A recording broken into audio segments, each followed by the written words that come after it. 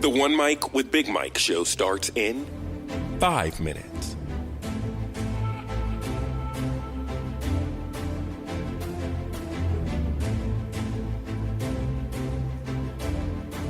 Follow the show on Spreaker.com or the Spreaker app and be a part of the show via the live interactive chat room.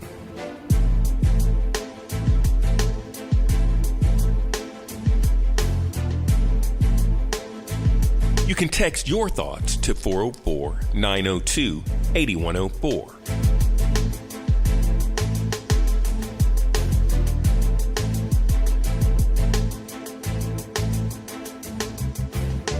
Check out the Facebook live stream at facebook.com/One Mic with Big Mike.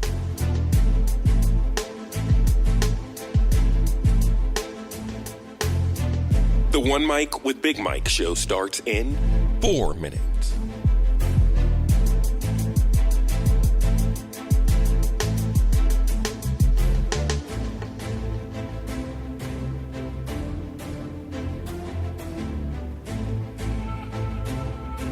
Follow the show on Spreaker.com or the Spreaker app and be a part of the show via the live interactive chat room.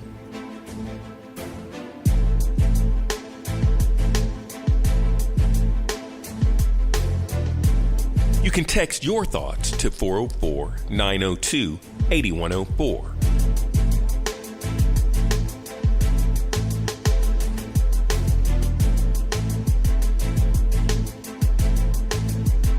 Check out the Facebook live stream at facebook.com/One Mic with Big Mike.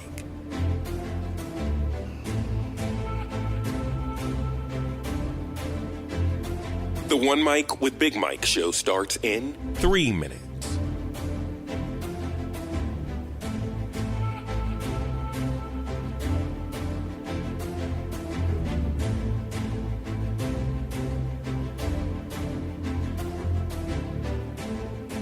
Follow the show on Spreaker.com or the Spreaker app and be a part of the show via the live interactive chat room.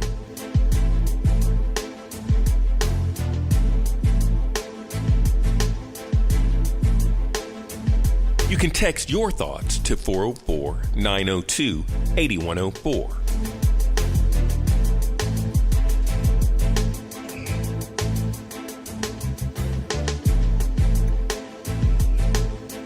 Check out the Facebook live stream at facebook.com/One Mic with Big Mike.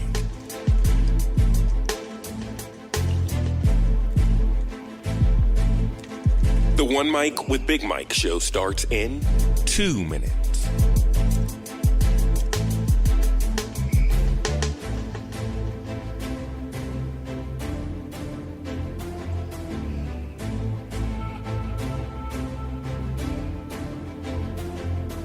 Follow the show on Spreaker.com or the Spreaker app and be a part of the show via the live interactive chat room.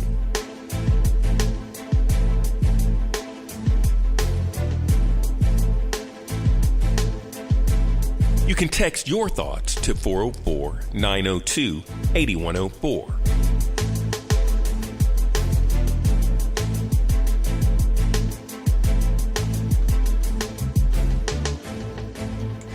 Check out the Facebook live stream at facebook.com/One Mic with Big Mike.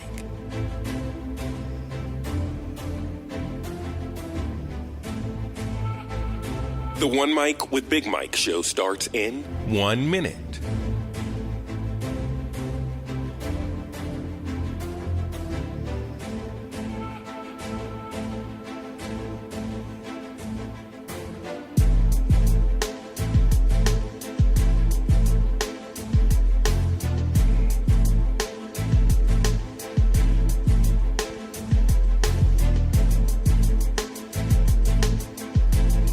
The One Mic with Big Mike show starts in 30 seconds.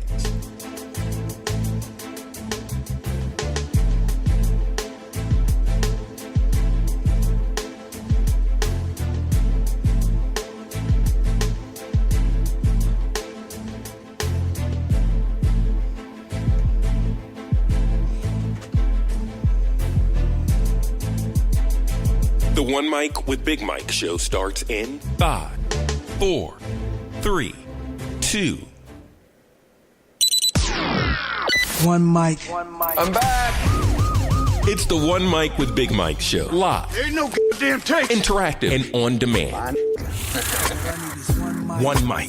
Yeah, a sports show. The best move of LeBron's career, man, was dragging his sweaty ball sack right across Draymond Green's the nape of his neck and getting that dude suspended. And so much more. What's going on right now with Donald Trump? This is America, and it tickles me to death when white people are so shocked and appalled by it. What? It's the One Mic with Big Mike show. Of course, it's like anything, like ammonia or you sniffing glue is gonna get you high.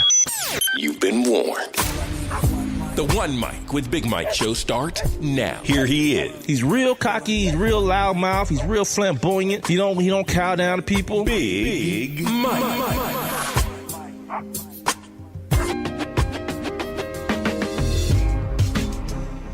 Oh boy, back on a Monday, man, here on the One Mic with Big Mike show. What up, man? Hope y'all had a good weekend. It was a beautiful weekend here in the A, man. Nice, cool, breezy. Saturday and Sunday, got a chance to get out there and put me some meat on the smoker, some ribs and some chicken and whatnot. You know what I mean? Everything was all good, man. Watched some football. Not any nothing particularly good as far as the college game went on Saturday, but we'll get into that as the show moves on. Again, this is the One Mic with Big Mike show. I am, of course, your host, Big Mike. Heard live every Monday, Wednesday, and Friday on Spreaker.com, Spreaker.com. Spreaker also has an app for your mobile devices, so make sure you go ahead and cop that. It's free. Download that situation so you can check me out. I'm also on the TuneIn app. And for the next couple of days, I'll still be on the One Mic with BigMike.com website. One question for you. I'm gonna give that joint a break, man. I'm gonna go ahead and let that ride. I'm spending money on it every month, but I'm not really doing anything with it. So once I figure out, what I'm gonna do with it, I'll bring the website back. But for right now, for the next couple of days, you can still get the show there. I'm also streaming live video on Facebook, which I'm pissed about again. Apparently, somebody keep reporting me. I don't know if it's like for spam or whatever, because I share the stream in all these groups that I'm in. But somebody's like crazy hating, man, and it's man, it's just starting to get up under my skin, man. Because I ain't bothering nobody, man. I'm just I'm doing what you're supposed to do. I'm trying to get my situation out there, man, and somebody's doing their best to keep me from doing that. So I wish Facebook would let you know who the hell these folks are, man. Nah, probably not. I don't need to get in no trouble over this. You can get in contact with me. You can be a part of the show a couple of different ways. You can leave your comments, questions, and your criticisms below the Facebook stream. At the number one MICWITHBIGMIKE at One Mic with Big Mike is the Facebook page, so you can holler at me there. You can also text the show at 404-902-8104, 404-902-8104, or you can jump on inside this live interactive chat room I got set up here on Spreaker. Like my man, I am no dose. He says he's in this bitch. What up, dog? All you gotta do is if you're listening via Spreaker or the website, you'll see a little thought bubble icon on the streaming player. Just click on that situation. It'll get you right up in here, man. You can holler at us, goof off, have fun, do stupid stuff, whatever you want to do, man. It's kind of like a ungoverned country in this situation, man.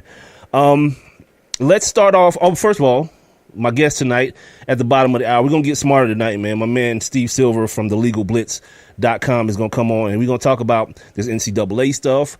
We're going to talk about OJ getting out, Aaron Hernandez suing, all the legal stuff, as much of the legal stuff in sports as we can. We're going to try to get into it with my man, Steve Silver, at the bottom of the hour, 7:30 p.m. Eastern Standard Time if you're listening to the show live.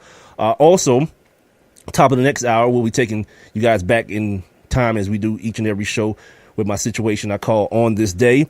Excuse me.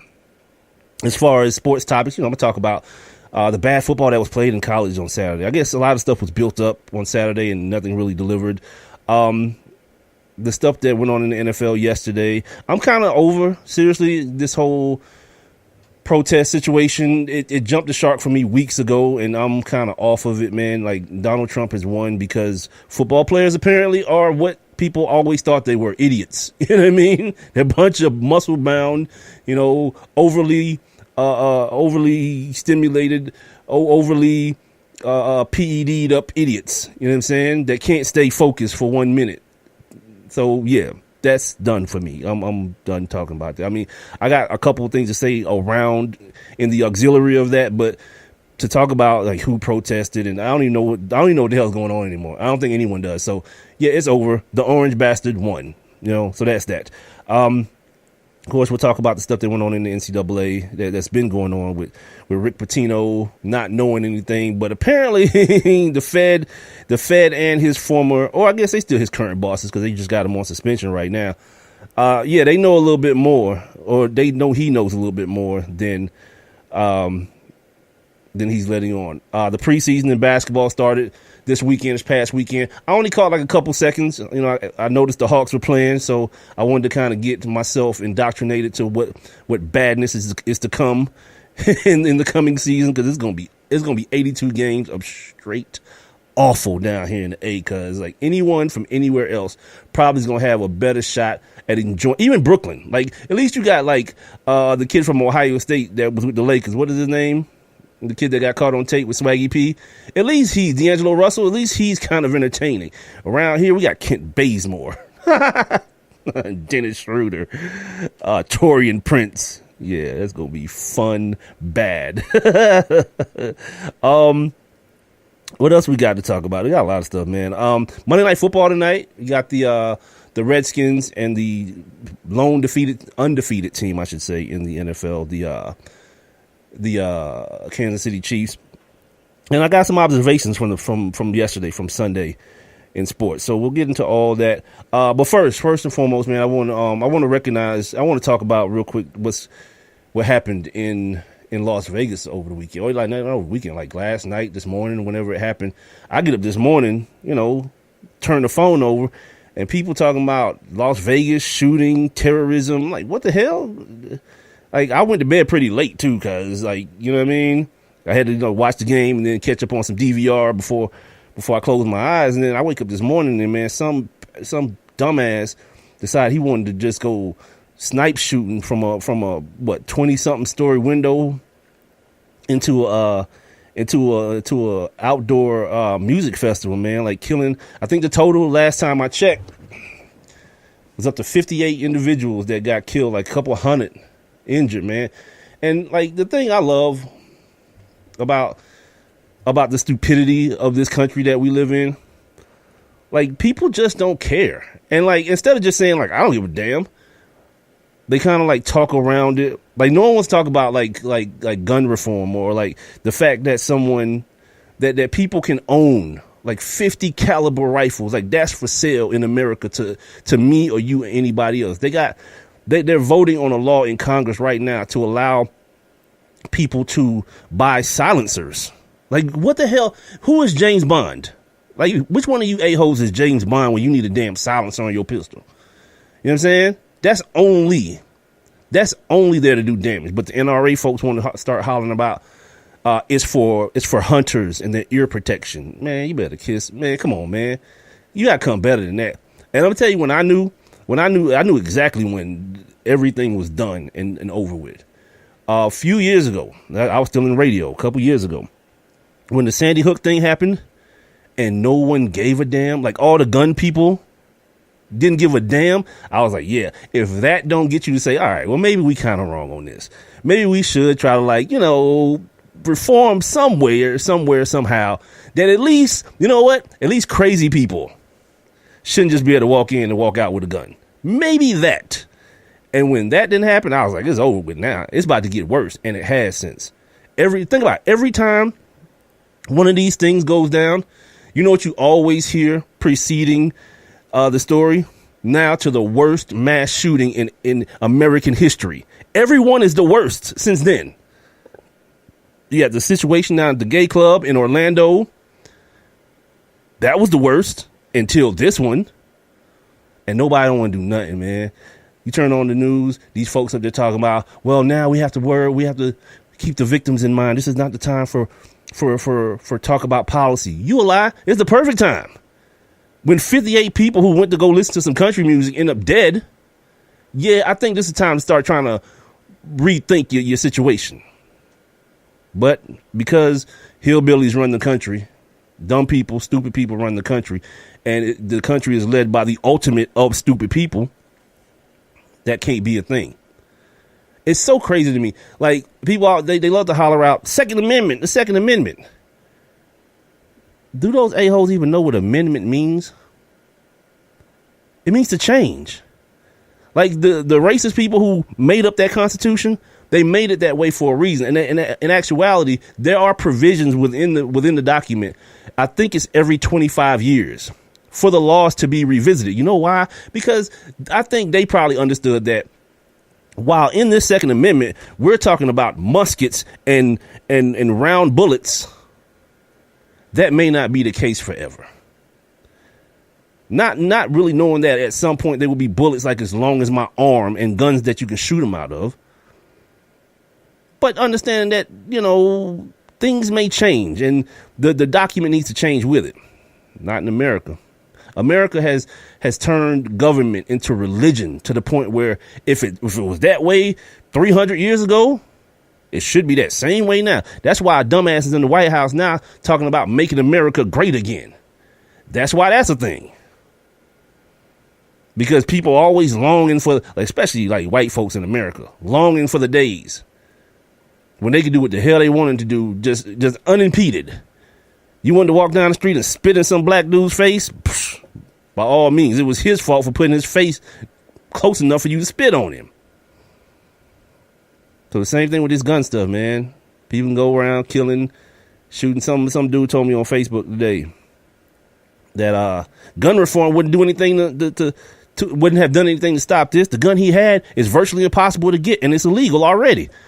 And I was like, all right, I'll see your point with, okay, let's just do nothing. Because that's the answer every time. Every time this happens, well, gun reform wouldn't have stopped that. And I'm wondering how you know that if you never reform the gun laws. I don't know, man. And then your man, I didn't even see the speech today because I knew it was going to be like, I'm so done with that as well. This dude, after something tragic happens, being forced to fake empathy. The orange president.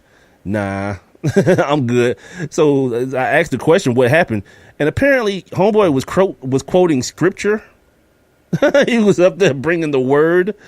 And I was like, did he even say terrorism? Nah, because you know why? In America, white, male, and terrorist, those three terms can't ever go together. You gotta be black or brown, you know what I'm saying, to be a terrorist. To the point where even I was reading the article, the ISIS folks was like, they took credit for it, for this old ass white dude shooting up these people. They took credit. The ISIS folks took credit for it. And still none of the people in charge are gonna be like, you know what? Yeah, that's kind of what terrorism is. You know, when people are running and scared and hiding under dead bodies, you know what I'm saying? Not knowing if they're going to live past the day. I think that's terrorizing people, right? So, which would make the person doing it a terrorist. Damn my common sense. Damn that. Yeah, man. There's the other thing that's weird about when those things happen too, especially in that setting. And I understand, man, that people are at concerts and the way people watch concerts now are through their phones. So they have their phones out already. I'm telling you like this, dude. I've been in situations, not in an era where cell phones were a thing or camera phones and all that thing. But like when we was like hanging out in parking lots as kids and folks used to get to shooting, like, yeah, we was trying to get the hell on. We leaving. These cats are trying to be reporters and they trying to record stuff. I'm like, shout out to y'all, man. I'm obviously, man, at the stage of my life where I'm from a way different era. Because if somebody get the busing, I'm not trying to film nothing, dude. I'm not trying to capture the moment. I'm trying to capture my life and be out that joint. You know what I'm saying? And like, I don't mean to be cynical in this way, but I would wonder, like, how many people got shot because of that? You know what I'm saying? Because they was like, I'm trying to put this on my Facebook or get this over to CNN or MSN. Like, dip, man, you got to bounce. Find out where the gunshots is coming from and be strategic in your movements and be out that joint. Yeah, dog. I can't have that. I can't even have that mentality. Like, I don't even do that. Look, I don't even do that when I see stuff on the street. You know what I mean? Like, I see stuff on the street that's like weird and funny. I just laugh about it and like, haha, that's crazy as hell. I don't even think, my first thought ain't just like, I'll even get my phone out so everyone else can see this crazy ridiculousness. Nah, I just like, I see it. And if I put it on Facebook, I like tell about it. That's it. You not gonna have no video. You just gotta take my word for it that this thing that I saw was mad crazy. That's it. You know what I mean? But cats be quick. They quick on the trigger with these camera phones, man. Even when somebody's trying to mass murder their ass, they like, yeah, I gotta get this on camera. Yeah, not your boy. Not the kid, man. I'm trying to be out that joint. Like, I'm not the dude I'm not fearful of death by any stretch of the imagination, but when I can avoid it, I'm going to. Like, that's kind of the concept. You know what I mean? Like, if I get T-boned by 18-wheeler tomorrow, yeah, it's just my time. You know, the clock ran out. But if somebody is like, if it's an active shooter, my man, I'm trying to take cover. I'm trying to run in like a zigzag type situation. I'm trying to be elusive, evasive. You know what I mean? Nah, boy. We make jokes about white people, man. But like these jokes be like for real, man. You know what I'm saying? Like white people hear gunshots and be like, we've got to go check it out. No, you don't. It's gunshots. Either somebody's trying to shoot your ass or somebody where the gunshots is coming from is getting shot. In either situation, I'm not trying to be involved. Not white people, boy. They some nosy MFers, man. And like I said, I don't know that this is what happened in this situation. I know it took a while, though. I know it took a while because to a man, all of them was like, I think those are firecrackers. Yeah, see, the thing is, man. Yeah. I don't know if this, like, the black ear is calibrated differently. You know what I mean? Where those things just kind of don't, like, we just assume. We assume that it's gunshot first and then be like, oh, no, dog, chill out. We can stop running. Those firecrackers, my bad. You know what I mean? Like, we assume the other thing first. These cats was like, I thought it was a part of the show. All right. Like, the thing that happens with us a lot of times, cats get trampled. You know what I mean? Gunshots ring out. Like, the cats who ain't athletic enough, they get trampled. 58 white folks got killed, boy. 58. That's deep. Like, that situation down in that's it. Big L's in the building. You're an idiot too. I'm not even gonna read that, dude. Cause yeah, I am, because you're an idiot. Big L's in my chat room, man. You guys can join him in there. Just click that little thought bubble if you're listening to Spreaker.com or the Spreaker app on your phone. You'll get up in here to some of this idiocy, man. Talk about let me lay down. Nah, I'm safe. A she. 59. The total just went up. Big L told me 59 people, man, going. It's tragic, man, and it's ridiculous, man, that these things happen in the way they do. But you know, nobody seems to want to do anything about it. So whatever, man. You know what I mean? It's not gonna stop. You know what I mean? No one wants to do anything about it. So yeah, let's keep it moving. It's the One Mike with Big Mike show here on a Monday, man. Coming off a nice, beautiful weekend here in the ATL. Hope you guys had a good one as well, man. Get involved in the show by texting me at 404-902-8104, or you can jump on inside this live interactive chat room like these two idiots have by clicking the little thought bubble icon on your streaming player. Also, make sure you click the little heart and the little share icons as well. Share me with all your friends, your people, your enemies, whoever as well. Also, you can drop your comments, questions, and criticisms below my streaming video, my Facebook live stream here on Facebook, which I'm only able to broadcast via my Facebook page at One Mike with Big Mike. Like the page as well, because once again, someone's reported me, I guess, for something. I don't even know what I've done, man. May have offended some religious person again, and they've decided to take it out on me. Thus is life, I guess, right? Thus is life. Also, right before the show started, this is awesome too. Right before the show started, apparently LeVar Ball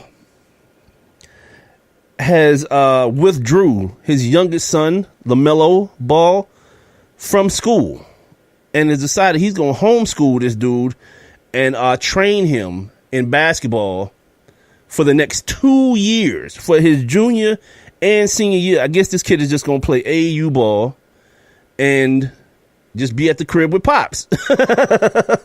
Because apparently he got one coach fired, the Asian cat.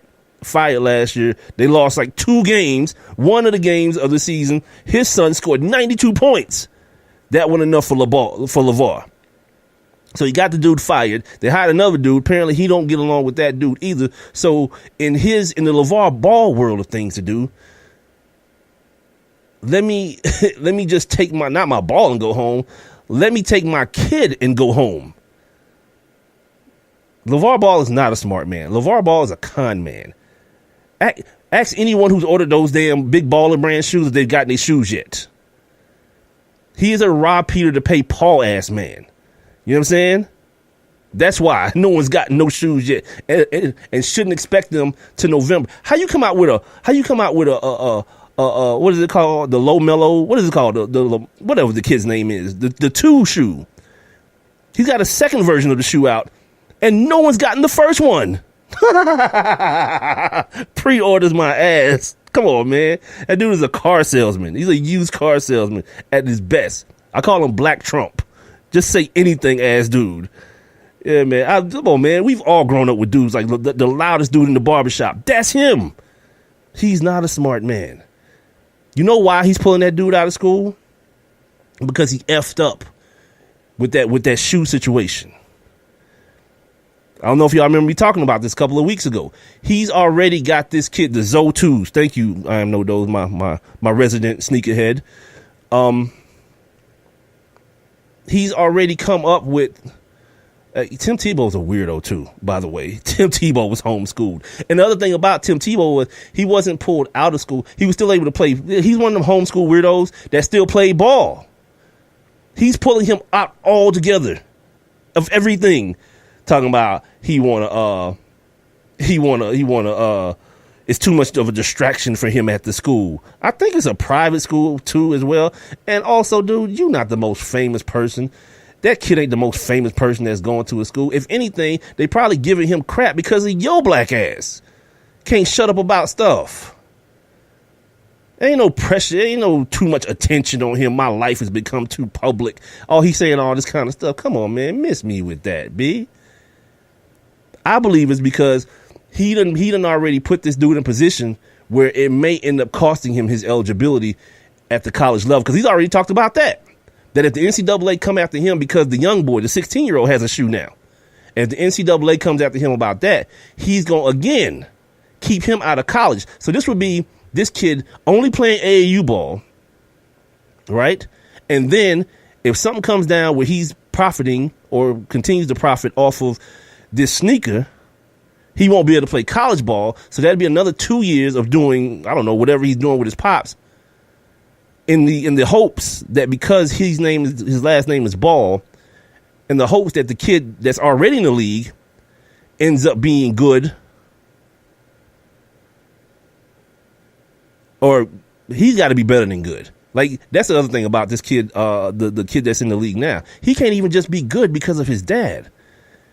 If he's just good like he was in that first preseason game, like he wasn't even good. He was kind of bad in that first. The highlights were bad. You know what I'm saying? He scored 5 points, had a couple turnovers, got used a little bit on D. Yeah, he's got to be better than that, or the whole plan falls apart.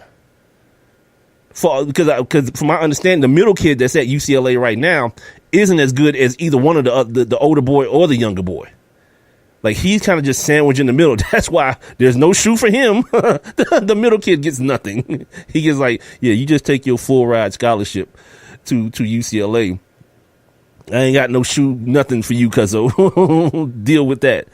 Yeah, that's kind of whack, isn't it? What's the middle kid's name? No one even knows the middle kid's name. The young one's name is LaMelo, and the older one's name is Lonzo. Who knows the middle kid's name? He's straight middle kid syndrome. Jesus. Big L saying AAU is more important than high school basketball. That may be the fact. You know what I'm saying? That may be what it is. But I would assume that all the kids who came up through AAU that are playing in college right now and playing in the league, LeAngelo, I would have never guessed that too. God, I really didn't know his name. I would have never guessed that as his name, LeAngelo. Yeah, I would assume they play both, though. They play because that's what you do in basketball. You just play ball, man. the fact that this kid, that LeVar Ball feels like he has what it takes to train this kid to being whatever without playing actual competition basketball. I mean, look, man, I'm not the dude to ever tell nobody what to do with their kids, because I said it before on this show.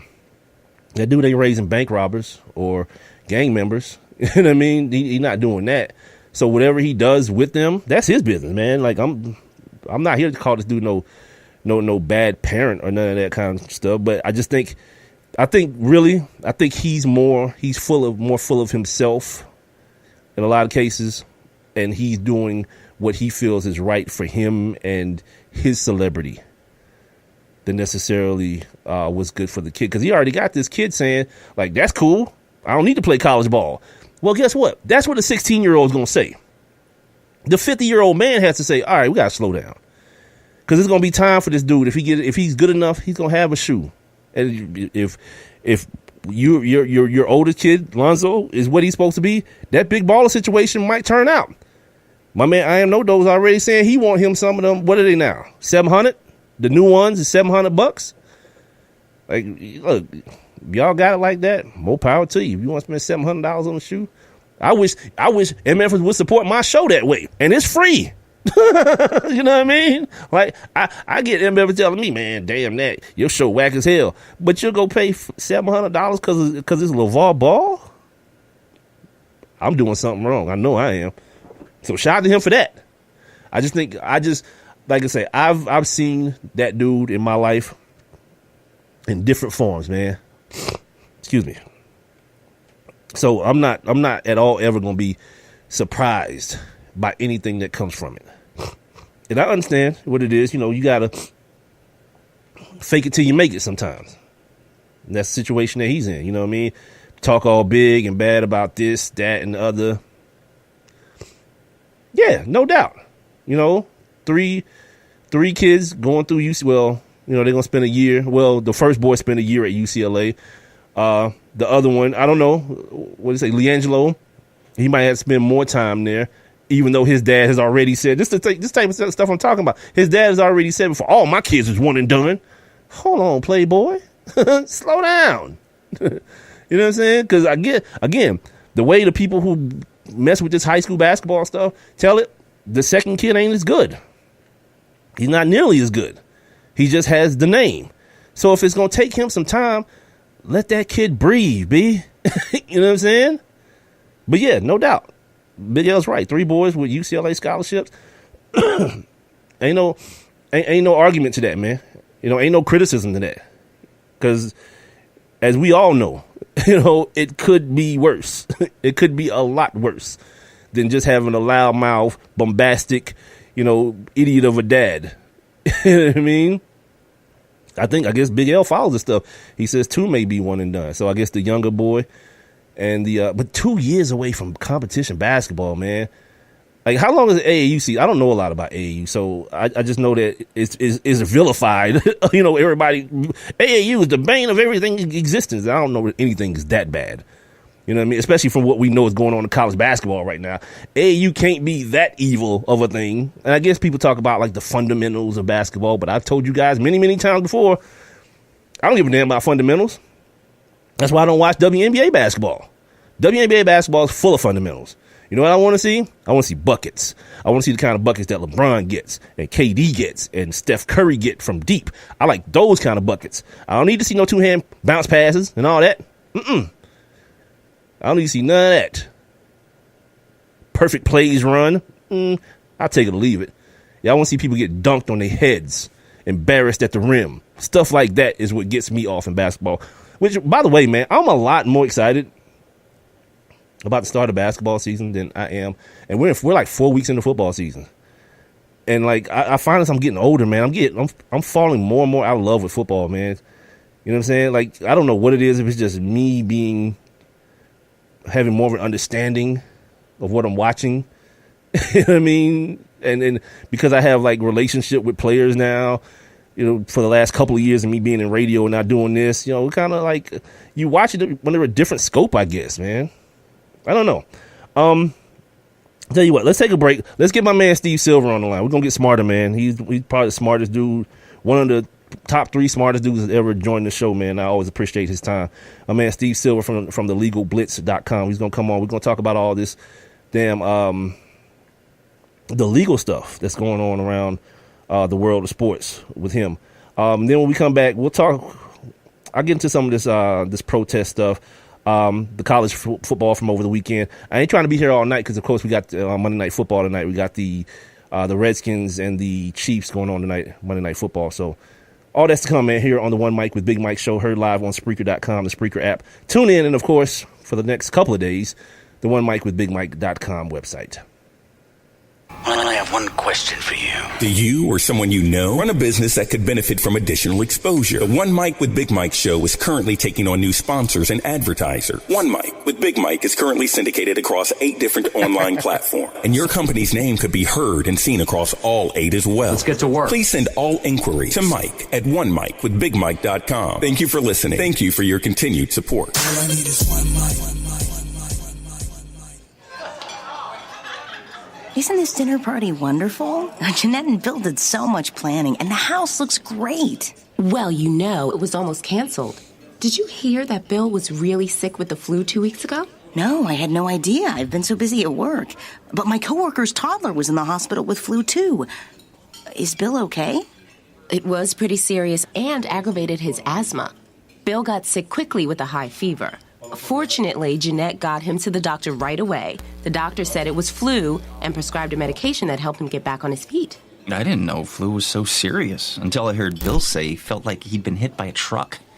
He missed a big meeting at work. Well, thank goodness Jeanette had gotten her flu shot. Because, you know, she's expecting. What? Oh, man. I guess that was another thing you guys didn't know either. A message from the Department of Health and Human Services.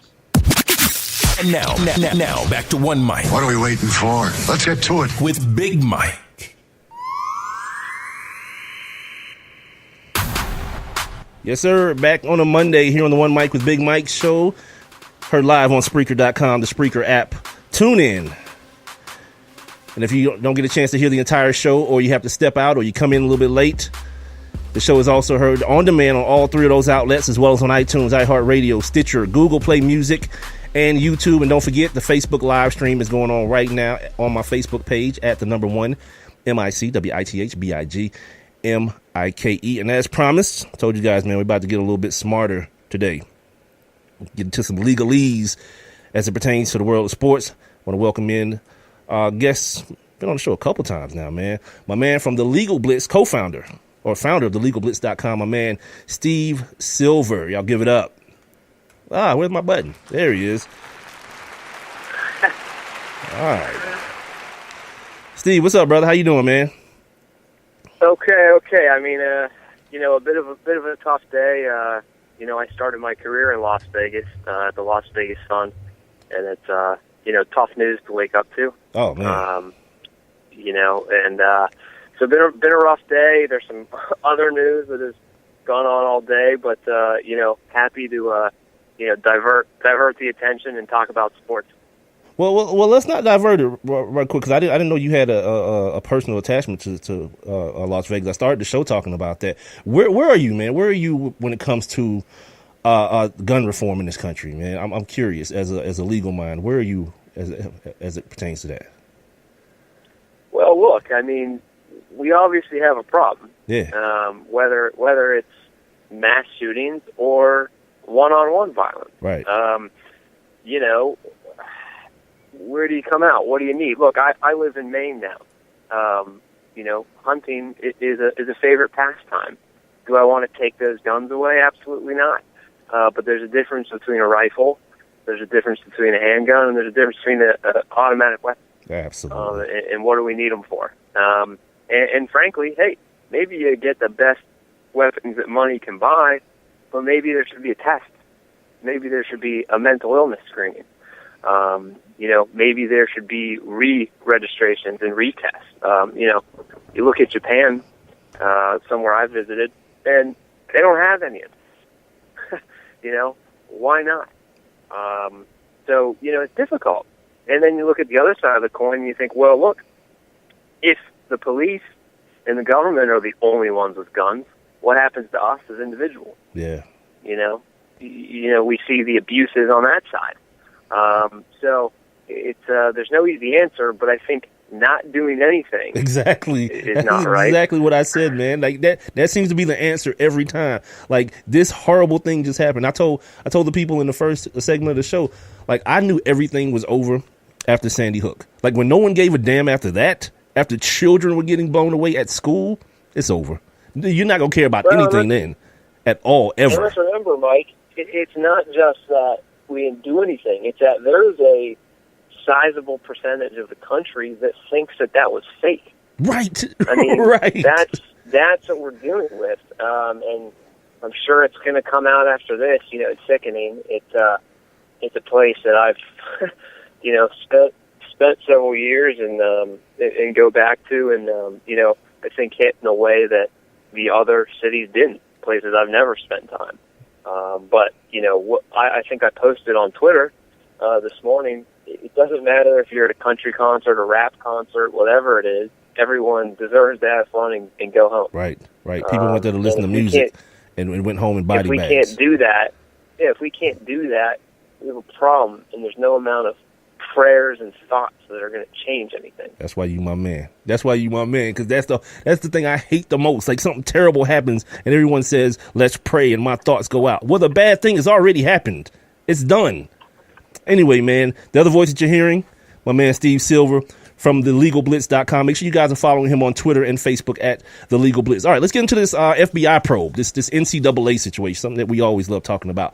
All right, first and foremost, tell me this, Steve. What are the actual crimes that we're talking about? I was talking about this on Friday. Like, what are the actual crimes that the FBI is investigating in this particular situation? Well, so I think that's the number one question, because you can look on paper, and you can look at the complaint, and gosh, they hit them with everything under the sun.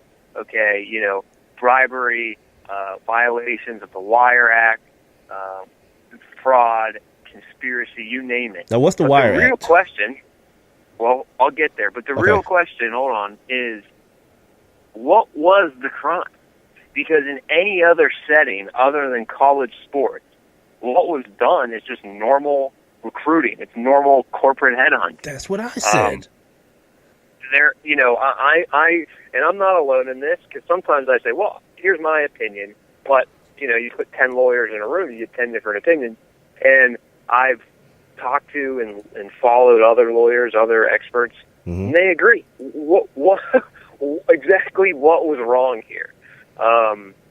Now, to the extent that Adidas and some of the corporate executives were misusing funds or were lying about funds, in terms of profit loss statement, taxes, that's obviously more towards the criminal side, okay?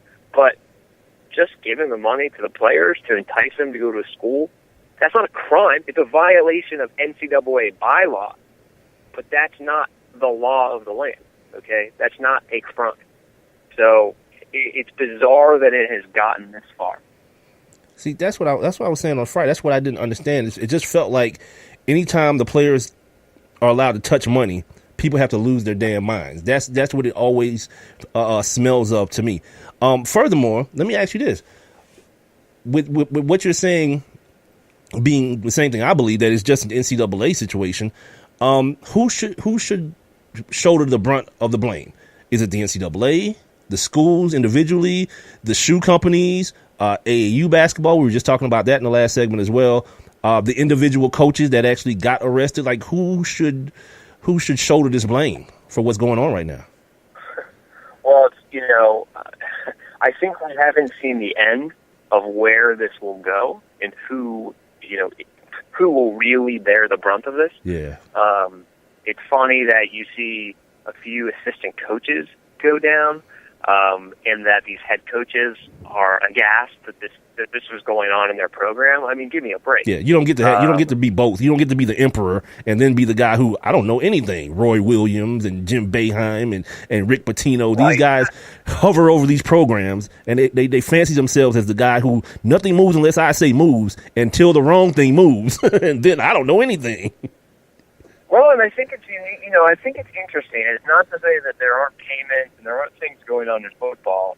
And I know for a fact that there are. And I've, worked with a lot of athletes at all levels, and they all pretty much tell me the same thing. Now, they're not getting. I don't know any football player who's getting six figures like some of these basketball players were allegedly getting. But basketball is interesting because it really only takes one or two guys to turn a program around. And there's only how many even on the bench? I mean, there's not a lot of people to manage. So to say the head coach doesn't know seems a little ridiculous. And going back to your original point, what the FBI should have looked at was saying, well, hold on a second. Doesn't this violate the antitrust laws of the United States? We're getting all this money funneled kind of underground to these teenagers. Why is that? Oh, because there's a cartel that fixed the price, right? And that price is free. Okay, so why is the FBI suddenly the enforcement arm of the NCAA? Why are our tax dollars funding this? Look, I have.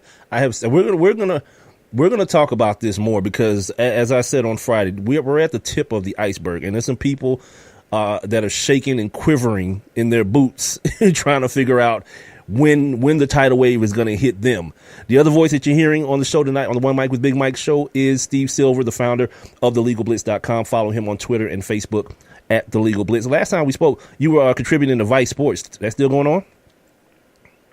Well, I was, and then Vice Sports, got a big axe taken to it. What? Where it's like a lot of these websites that, are pivoting to video, whatever the hell that means. But, I suspect there'll be some pieces. My last piece was predicting what the Supreme Court's going to do with the sports betting case. And now that the Supreme Court is back in session and, we're under a year out from having a decision on that case, I'm sure I'm going to be doing some follow-ups on that. That's something that's maybe is put to the back burner with all the other news, but we could be 9 months from legal sports betting. And it's going to be a major, major case at the Supreme Court. No doubt. You heard it here first. 9 months away from legal sports betting. Is that like where I'm in Atlanta and I can get online and just bet on, Falcons this week or whatever? You mean like across the board, across the United States?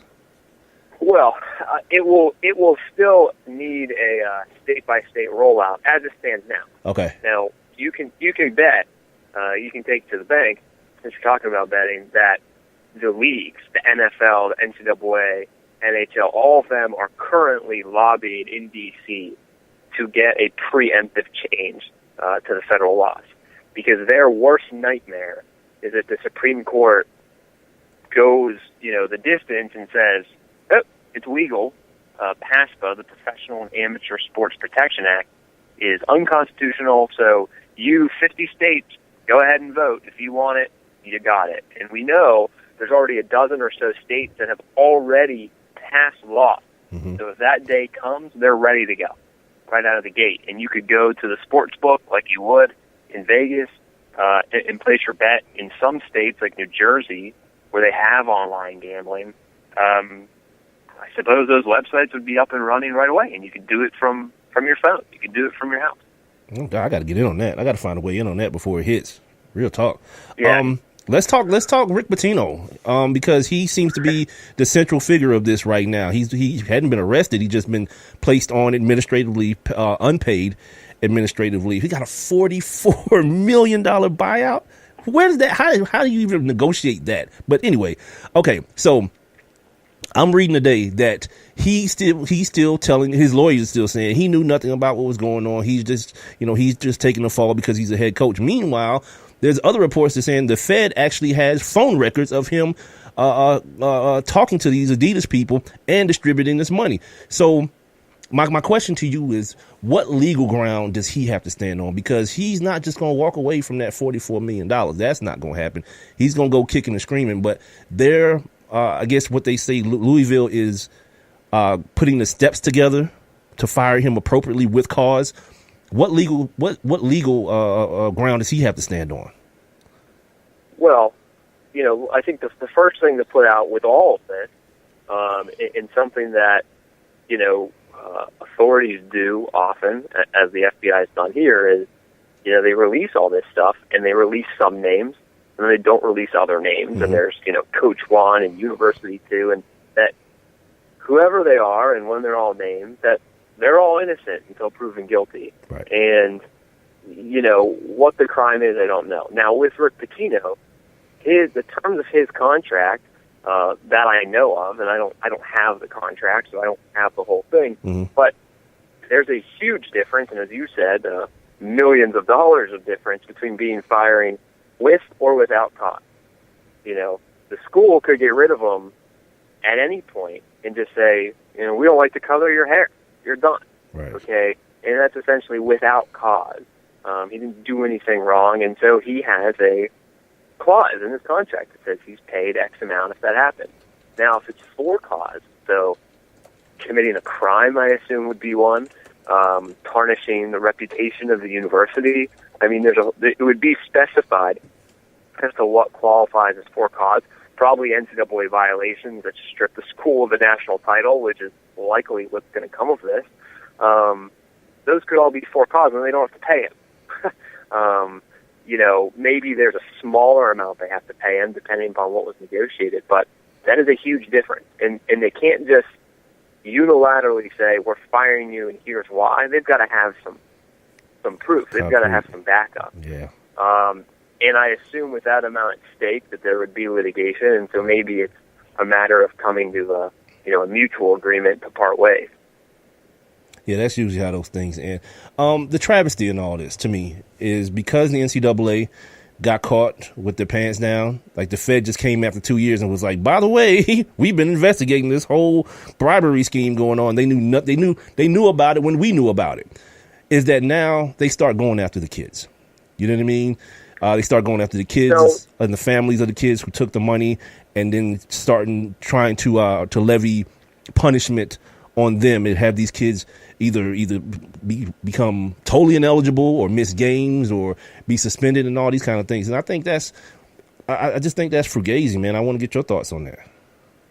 So, this is one of the first things I gave an interview, maybe when the day this broke, to a newspaper down in South Carolina, and that's what I said. I said, the fallout from this, forget about the criminal aspect, because that's going to take a long time to prosecute. Okay, but the immediate fallout is going to be the NCAA is going to double down with their iron fist, right? And it's going to impact kids, some of whom may have violated NCAA bylaws. And I don't say that they did wrong, because I don't think that anything that they've done is wrong. It just violates bylaws. And they're innocent teammates, okay? Kids who are on the teams, that suddenly the records, the wins, the titles are going to be vacated. There's going to be a harsher crackdown on anything that's perceived as some sort of improper benefit. When really, if they had any 2 cents, this would be a wake-up call to say, what kind of a system do we have going on here where this is what is taking place? Right. You fostered it. I mean, look, Sonny Vaccaro, who's a name some of the listeners might know, he is basically the godfather of all the shoe stuff, right? Okay. Of everything. He, has said, and then, he gives interviews all over the place. He said, look, his idea was to pay the players. He wanted to put the shoes on the players and give them money to wear whatever brand he was repping, but the rules wouldn't let him. So instead, what did he do? He paid the coach. Yeah, gave Jerry Tarkanian $5,000, and from there on, it just grew and grew and grew to now Rick Pitino is getting $2.8 million a year from Adidas, like that. To me, so what's the difference? Okay, so think about that. Mike, if I say I'm going to give you X amount of money, and I want you off of this station, but I only want your show on my app, okay? Right. And I'm going to pay you to only have you on my app. What's wrong with that? That's not a crime. That's just recruiting and sponsorship. Yeah, it sounds like business to me. So, but it's not business only because there is a private organization whose bylaws are treated as if they are actual laws, criminal statutes. Right. Look, I've been saying that for years, man. We can go back to like my time on actual pedestrian radio, when people would call our radio station and start using words like guilt and innocent and crime when we were talking about Terrell Pryor trading a gold pen for tattoos. I'm like, you can't criminalize this. It's not a crime. It's just a dumb rule. Because once you give me something, it becomes my property to do what I want to do with it. If I want to go bury it in a cave somewhere, it's mine. You can't regulate it anymore because I just happen to play college sports. But that's one of the, I think, the biggest tricks that the NCAA has been allowed to play. They've been allowed to change the way people think about who they are, as though there's some sort of subpoena power having a government body, when really they're just a crooked organization with antiquated rules that allow them to rob kids blind year in and year out for billions of dollars. And it's bizarre that it is so accepted, because it's maybe one of the more un-American institutions in that it doesn't utilize a free market. Right. And I'm not even one that advocates for a set amount of payment. I say let the market decide. Okay, so look, if there's some backup offensive lineman who's maybe not worth as much, that will be dictated. Yeah. But if a quarterback can get 6-7 figures, okay. If the D line is going to host the party at whatever sports bar on Thursday night, and they're going to get paid a few $100 to be there, great. Okay, this is what America's built on, and so there's got to be a way to cut that in, and you can't look back at this FBI unveiling and the system where you say, the number of athletes and the number of sports haven't changed, but somehow the coaches' salaries have gone up by millions and millions of dollars. The number of administrators we need has gone up. We're building mini golf courses, My gosh. in the middle of locker rooms. That Clemson situation is ridiculous. So, and look, and I have testified down in South Carolina State Senate against the people from the athletic departments at Clemson and South Carolina who said that they have no money. They have no money. But isn't that the way it's set up, though? Because they're nonprofit, the way it's set up where they have to spend all the money, so they dump all the money into these huge salaries and into these facilities and everything. So at the end of the day, they can claim, well, we're in the red or the black or whichever color is the one that's negative, and say we don't have any money. Well, that's right. Isn't that how they set up the system? They rig the system that way, don't they? Well, they've got to spend the money, and they can't spend it on talent. And I think the genius, state senator, his name's Marlon Kimpson from Charleston, and I think the genius of his proposal, which he knew would never pass, is that we want to put $5,000 stipend, okay, $5,000 a year, that the athlete can only access upon getting his or her diploma. So now the challenge is, okay, it's tied to academics. So how can you oppose it if it's helping kids graduate, right? It's an incentive to raise the graduation rate. You say that they're students first. Well, let's put your money where your mouth is. And, they didn't like that, okay? They got a little rattled by that. And, I assume that bill will probably come up again, and we'll keep pushing towards it. But why not do that, okay? Hey, you've essentially served the university, you've played, and now here's an incentive to graduate, get a diploma, and some money that will, set you up on your feet. Because the sad thing about this, and I think gets lost in the debate, it's not about today's dollars. Okay, yes, the athletes need it. All right, there's certainly bad situations. But it's 5 years from now, it's 10 years from now, it's 20 years from now, and guess what? The guy's got to have a second or third knee surgery. Right. Okay? Right. Or he needs special equipment for his house. Or, maybe his, shoulder's bothering him, and he's got to get a certain type of car. I mean, there's so many costs that we, as taxpayers, actually will probably shoulder the burden, because if someone's disabled or they've got to, get future health care treatment, which almost all of them do, who's footing the bill, And it's certainly not the universities, and it's certainly not the millionaire coaches. Got a couple minutes left here with my man Steve Silver, the founder of thelegalblitz.com. Make sure you guys are following him on social media at The Legal Blitz. It's one of those things where I sit up here and I think about this sometimes, man, that part of the problem is that the guys, the kids that have the most influence are always the ones in this situation with the most to lose. So when you start talking about, kids standing up and demanding more, there was an article a couple of years ago, maybe it was last year, about the kids spatting their shoes to cover up the logo. That they have the ability to do that because the NCAA rules actually state that they're not allowed to be used as human billboards.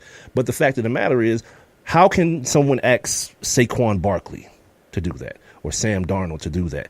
They have the most to lose. Of course, some backup kicker could do that. One of these guys that are getting kicked off the team for having YouTube pages that are making money, which is, again, ridiculous.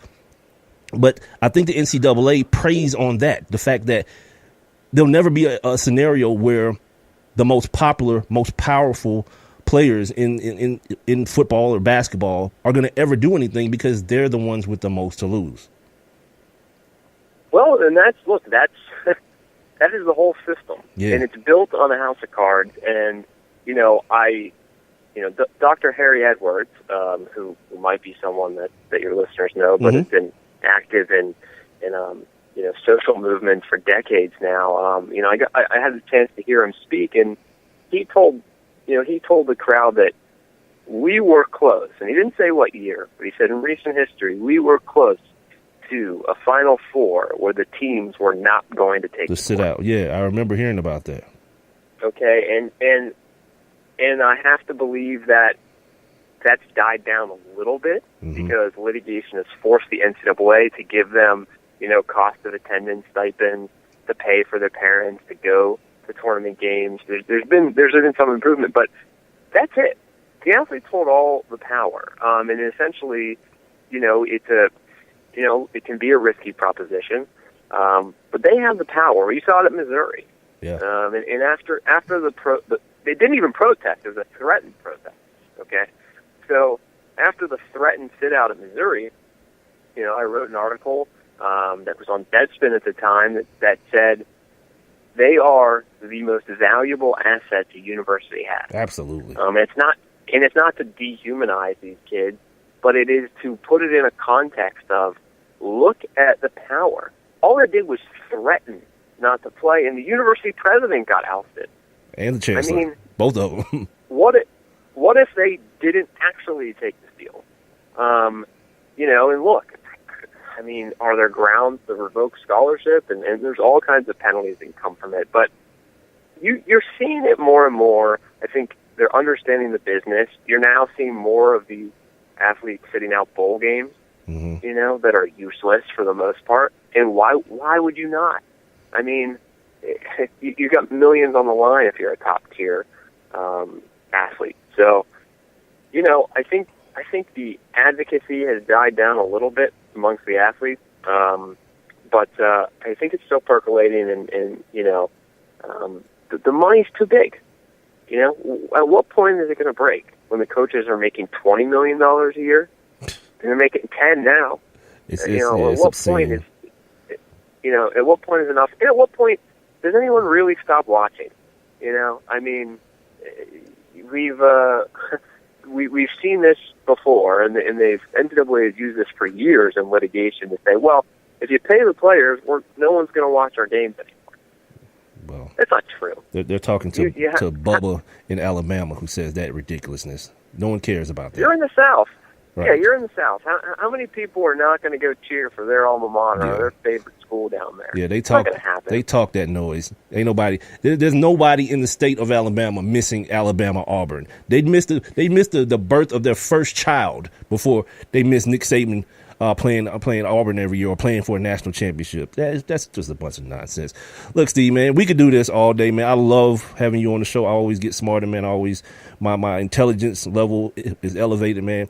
I appreciate you taking the time. And like I said, man, when the rest of the iceberg starts to be exposed a little bit more, you're gonna have to come back on and talk to me about it some more, my man. Absolutely, and I'm pretty active on Twitter at the Legal Blitz. I send out my work and the work of others, and all pretty much on these topics. So go ahead and follow me, and keep you educated. Absolutely, my man. Appreciate you, man. All right, have a good one. That's my man, Steve Silver, co-founder or founder of thelegalblitz.com. Again, like he said, make sure y'all follow him on Twitter and Facebook at The Legal Blitz, man. So, yeah, as you can see, that dude knows his stuff, man. He's a real-ass lawyer, like not for play. You know what I'm saying? This is a real situation. He's a real lawyer, man, and every time he come on, he always give us the real. And like I said, like I told him, when all this stuff breaks, because this stuff isn't, like, it's not just going to be encapsulated into basketball. Please believe, like, these football players, these football coaches, they got their money in the honey pot too. You know what I'm saying? And it's gonna come out of some people that's quivering and shaking in their bloomers, wondering when the Fed gonna come knocking at their door with a subpoena or a damn warrant or something. Let's take a break. It's top of the hour here on the One Mic with Big Mike show. We're going to come back with On This Day, and I will continue the conversation. I had so much to ask him about. I wanted to ask him about Ezekiel Elliot. I wanted to ask him about OJ being out now. You know what I mean? He still got to stay in Vegas. He can't go to Florida like he want to. I want to ask him about Aaron Hernandez, people suing the league, and I got a fly in here. Damn it. Anyway, let's take a break, man. It's the One Mic with Big Mike show, live on Spreaker, the Spreaker app. Tune in, and for the next few days, still the One Mic with Big Mike.com website. I have one question for you. Do you or someone you know run a business that could benefit from additional exposure? The One Mic with Big Mike show is currently taking on new sponsors and advertisers. One Mic with Big Mike is currently syndicated across 8 different online platforms, and your company's name could be heard and seen across all 8 as well. Let's get to work. Please send all inquiries to Mike at onemicwithbigmike.com. Thank you for listening. Thank you for your continued support. All I need is one mic.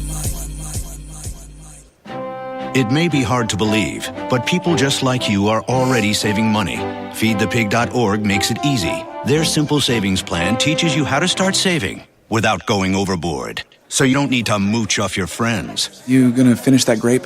You mean the one in my mouth? You don't need to stop buying the necessities. What you're smelling is a natural musk. Ew. You don't need to be a medical test subject. How do you feel? Mostly okay. Sometimes, though. You don't need to get a second job as a stuntman.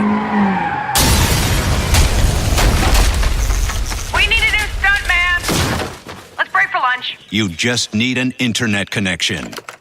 Don't get left behind. Start your personal savings plan with the tips and tools on feedthepig.org. That way, you don't need to sell your soul to the devil. $15 is the best I can do. All right, deal. Brought to you by the American Institute of CPAs and the Ad Council. One Mic. All I need is one mic.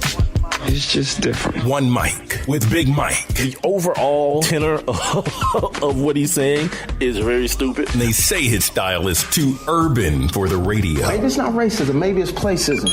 Brother has to know his place, right, Bob? One Mic with Big Mike. Things aren't always what they seem. A sports talk show, but no subject matter is off limit. Don't just tell me that the reason something's being done is because that's the way it's always been done. Because the first thing I'm going to say to you is slavery. And now, your host. I got the big homie here who needs no introduction. Big Mike. One Mic here on a Monday. Welcome back to the One Mic with Big Mike show. 404-902-8104 is the number you want to text if you want to get in on this conversation, or you got something to add to the conversation I just had with my man Steve Silver.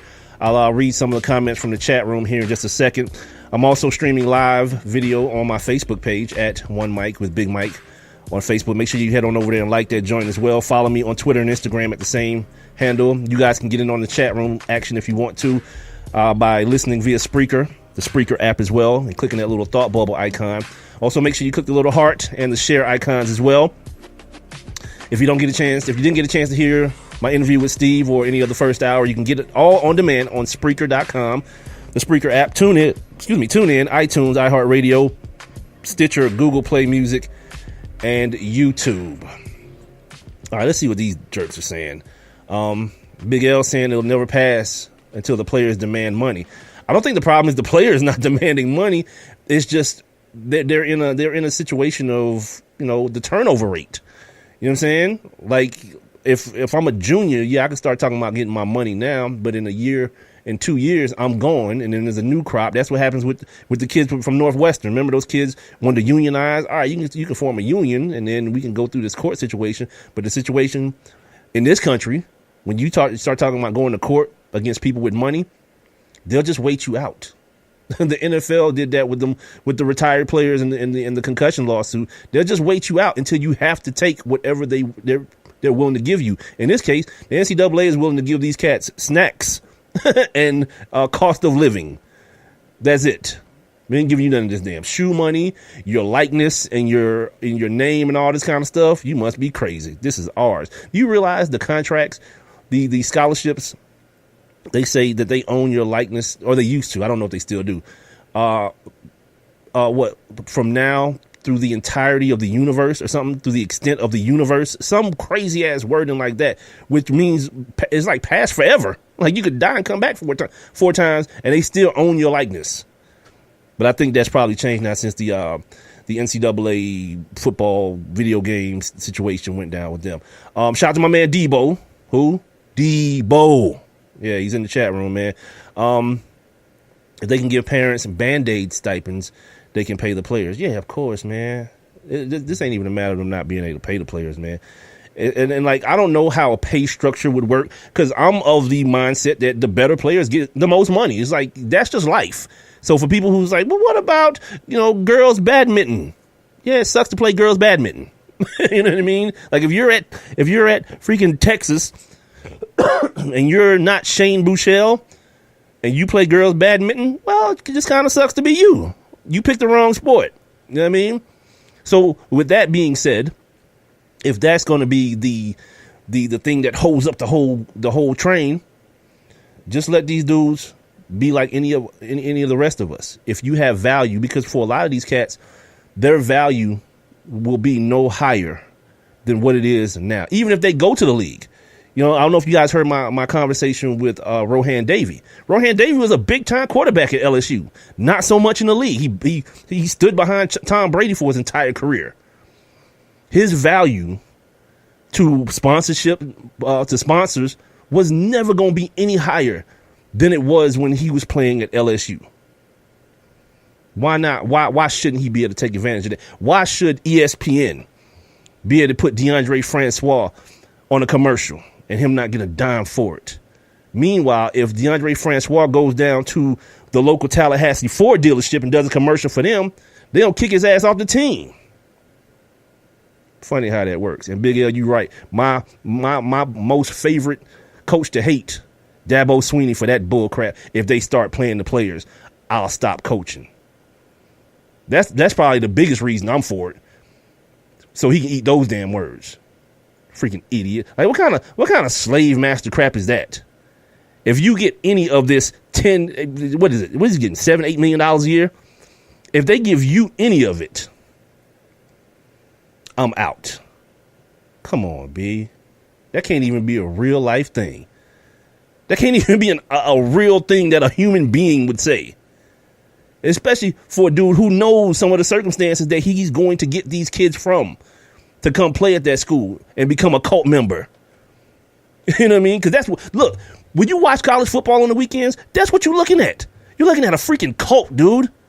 These people all painted up in these stands, be grown ass men, pinning their hopes and dreams on the perfection of 17-year-olds and 18-year-olds and 19-year-olds. What kind of world is that? We'll come back on the other side of On This Day. We'll talk more about that because it's some real foolery going on down there in my man I Am No Dose's part of town with this LSU situation that I want to talk about as well. But before that, I want to take you guys back. Now, let's take a look back. On this day. Freaking weirdos standing in hotel lobby rooms and lobbies waiting to put your mouthpiece on Nick Saban's joint. Get your ass out of here, man. On this day in 1920, the Cincinnati Reds and the Pittsburgh Pirates played the only triple header in baseball history. The Reds won 2 out of the 3 games. On this day in 1932, the Boston Braves they play their first game and lose 14-0. This is a very interesting story because I don't know a lot of people who know this. Tonight we're gonna watch the Washington Redskins play. Well, the Washington Redskins at one point were the Boston Braves. And the reason that they were the Boston Braves is because, the Boston Braves were also the baseball team, and the owner of the football team was too cheap. He wanted to keep everything the same.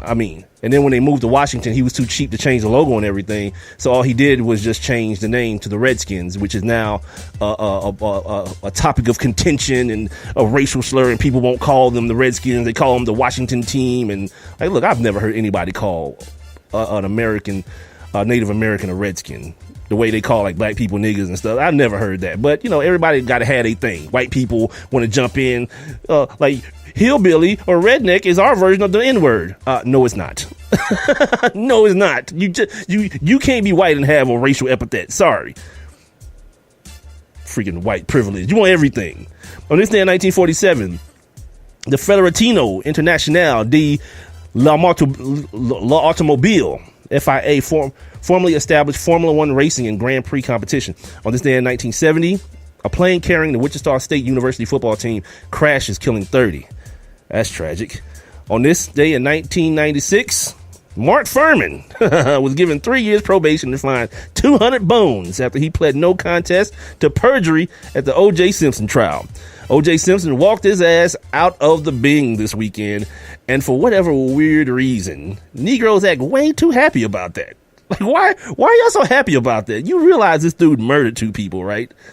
Seriously, I don't care about the whole OJ went to jail for stealing his own stuff back. Well, it's kind of more complex than that. He took a gang of goons up there with guns, and they got the whole thing on tape. It's called kidnapping. That whole situation, he didn't just go up there and start slipping stuff in his pocket, walking around the room. There was a violent element to the whole situation as well. I know most people understand, as I do, that it was retribution for the murder, for him being acquitted of the murders. But, sometimes that's life. OJ's a very bad individual. You know what I'm saying? If you ever, damn all that, that Cuba Gooding stuff. You know what I mean? I know people fell in love with the mini series and all. I didn't see once. Well, I did. I saw probably the first 10 minutes of it and I was good on it. But if you want to see something, look at those hidden, the tapes, not the hidden, the tapes from those, from the civil trial, the deposition.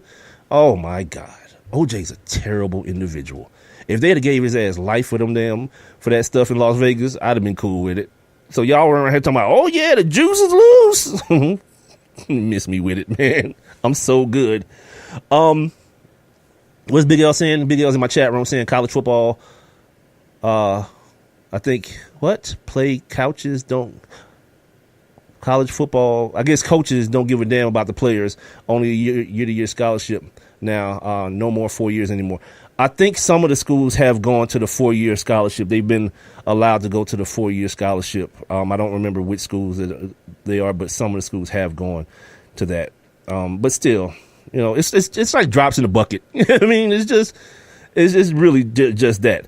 Getting back to what I was talking about earlier, college football this weekend was kind of whack. I mean, it's kind of whack. You know what I mean?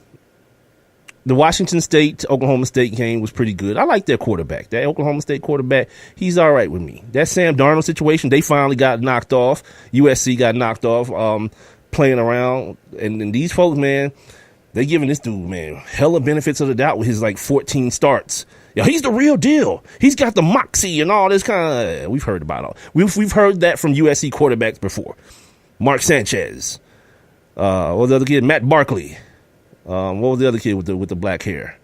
Yeah, there's plenty of them. Plenty of these USC quarterbacks. Man, I had good ones since Carson Palmer. I'm good. Matt Leinart, that's who I'm thinking about. The lefty. Yeah, I'm good on the whole Sam Darnold situation. I'm still mad sour from that damn that damn Bill Polian talking about Teddy Bridgewater doesn't even belong in the conversation with these quarterbacks. I'm like, which quarterback in college you see that's that damn good? Because I can't find him. Where you telling me that Teddy Bridgewater, why am I calling this dude Teddy Bridgewater? Lamar Jackson is only to be spoken about as a wide receiver. Yeah, that doesn't have any racial undertones or racist undertones in it at all, does it? Yeah, Big L, that's what I want to talk about. This LSU situation, this garbage ass situation where you want to hire the rah-rah cookie monster to be your head coach. Don't do that. Like, you got to be smarter than that, man. And now all of a sudden, Les Miles has become everyone's favorite sympathetic figure. Like, Les Miles is a bad coach as well. You know what I'm saying? Like, by the end of it all, he couldn't get all that talent down there to do good by him. He couldn't find a damn quarterback to save his damn life.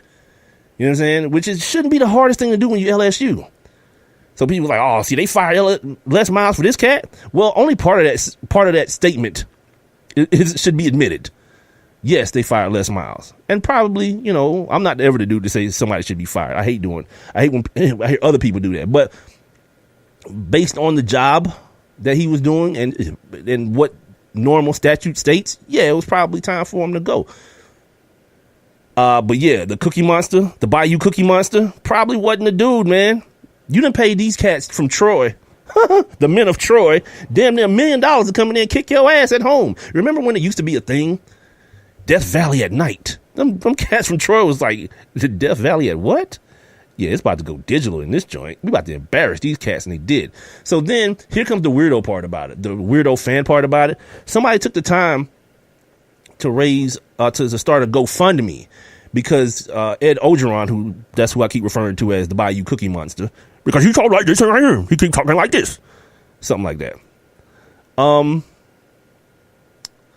Yeah, some wacko started a GoFundMe because Coach Ed Ogeron's buyout is $12 million. And I think he got $12 million.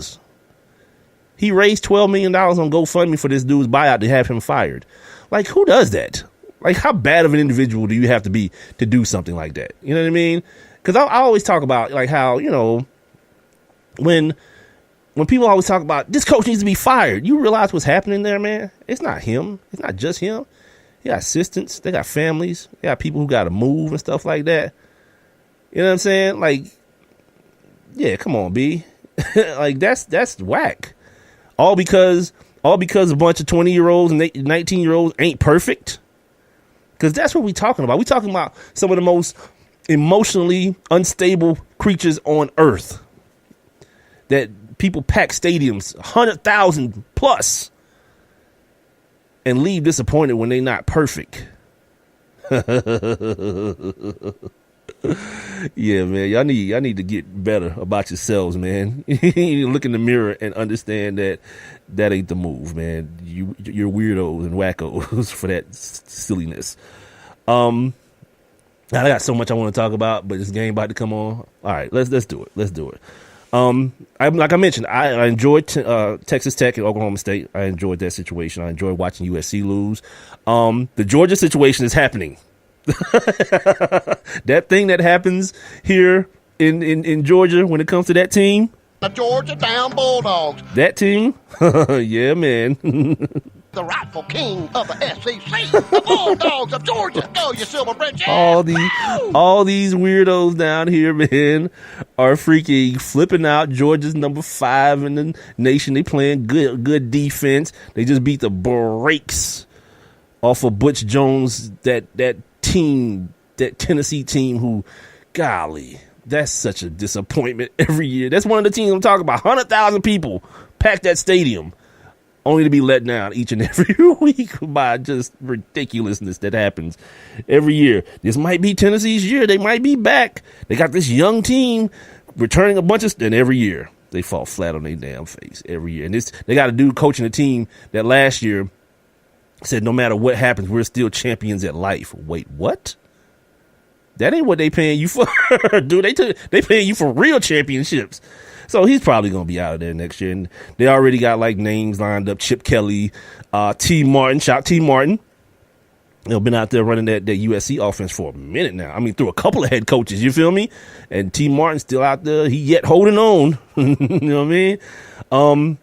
Kirby Smart, speaking of Georgia again, still hadn't found his way to naming his quarterback. They got this kid, what's this kid's name? Fromm. And Jacob Eason got hurt earlier in the season. And this young kid from, I think he's from somewhere down South Georgia, man. Albany or somewhere. Warner Robins. Come in and play some good damn football, man, from what I've seen, because I can't watch blowout games. So, like, I'll watch until the games get non-competitive, and that's been the last 2 weeks for Georgia. Seeing their defense flying around. They look good. You know what I mean? They look like a good football team. People are starting to talk about them in the same breaths as the Clemsons, the Alabamas. Who else is up there with them? The Oklahomas, the Georgias, of course. For some reason, people are starting to talk about Auburn in that light until they realize they don't have a quarterback again, and the whole situation just falls on them again. But whatever. Then there's the Heisman thing is kind of the field for the Heisman Trophy is kind of shrunk a little bit since Lamar Jackson took that L to Clemson in horrible fashion. He's beat up on some bad teams, some lower level teams, and I want to actually talk about that concept here in just a second. Something I saw on Real Sports last week that I didn't get a chance to mention. But yeah, he's beat up on some bad teams here lately. I guess Baker Mayfield's still in the mix. The kid from Oklahoma State I was just talking about, they lost last week. Who else was in JT Barrett? No one cares about that situation anymore. The kid Sam Darnold, no sir, sorry. There's this kid that returns kicks for Washington that's pretty damn good. And there's the Josh Rosen at LSU, but the kid that's far and above now, Saquon Barkley. This kid from Penn State, that's I don't know, dude. He's just, I don't know if he's the best back in college football, because this kid Love, y'all heard of him from Stanford? He's already got 1,000 yards. He played like 2 games and got 1,000 yards already. He had 300, more than 2, obviously. Like 4 games, he got 1,000 yards. 4 or 5 games, got 1,000 yards. And it's just October. It just turned October. You know what I mean? This dude got 1,000 yards, and 300 last week. That's pretty impressive, man. And I gotta do more to pay attention. I saw their first game, and I saw the game they lost to USC, or did they lose to UCLA? I saw 2 Stanford games this year, man, and he's the guy. You know what I mean? He's the guy, taking over obviously for Christian McCaffrey, and he looks like all of that. You know what I'm saying? He's the real deal. So right now, man, it's him and Saquon Barkley. They got Saquon Barkley returning kickoffs and some more stuff. That's that same craziness they had Todd Gurley doing, man. You know what I mean? And then Cat blew out his damn knee. I'm not for all that overusage, man. Like, the running back position, as devalued as it already is, like, I know it's cool and you want to win that Heisman for your school and for the prosperity of the school and all that. And what more is going to say Penn State is back than a college football playoff appearance and a Heisman Trophy? You know what I'm saying? What more can you use to say that, Penn State, the Nittany Lions? Nittany Lions are back. But damn, you know what I mean? Like, I want to see that dude do it for money. I mean, same way I want to see Ezekiel Elliott and Todd Gurley and these cats and Leonard Fournette. I want to see him do it for money, man. And if you keep putting this dude on kick return and punt return, and he getting, like, how many touches did he have like 2 weeks ago in that close game? He had like 400 touches in one game, man. It's like, come on, man, leave some tread on the tires, man, for when he got to go play with the big boys. Right now, he's an adult playing against children. Like, it looks like how it looked when Todd Gurley was at Georgia. It's like he's an adult and everyone else is like people's kids. Yeah, he's the real deal. She must don't know. I'm doing my show. It's my woman calling. The thing I wanted to talk about real quick, and this is the One Mic with Big Mike show, Spreaker.com, Spreaker app, also live on TuneIn. I was watching this segment on on Real Sports about these blood games, as they call them, where these D1 schools, these big time schools like Georgia and like Penn State and these schools, they go out and they play these HBCUs for money, right? Because a lot of the times these schools, these historically black colleges, they're in dire need of funds. And you guys have heard me talk about this many times on the show, how before now, well,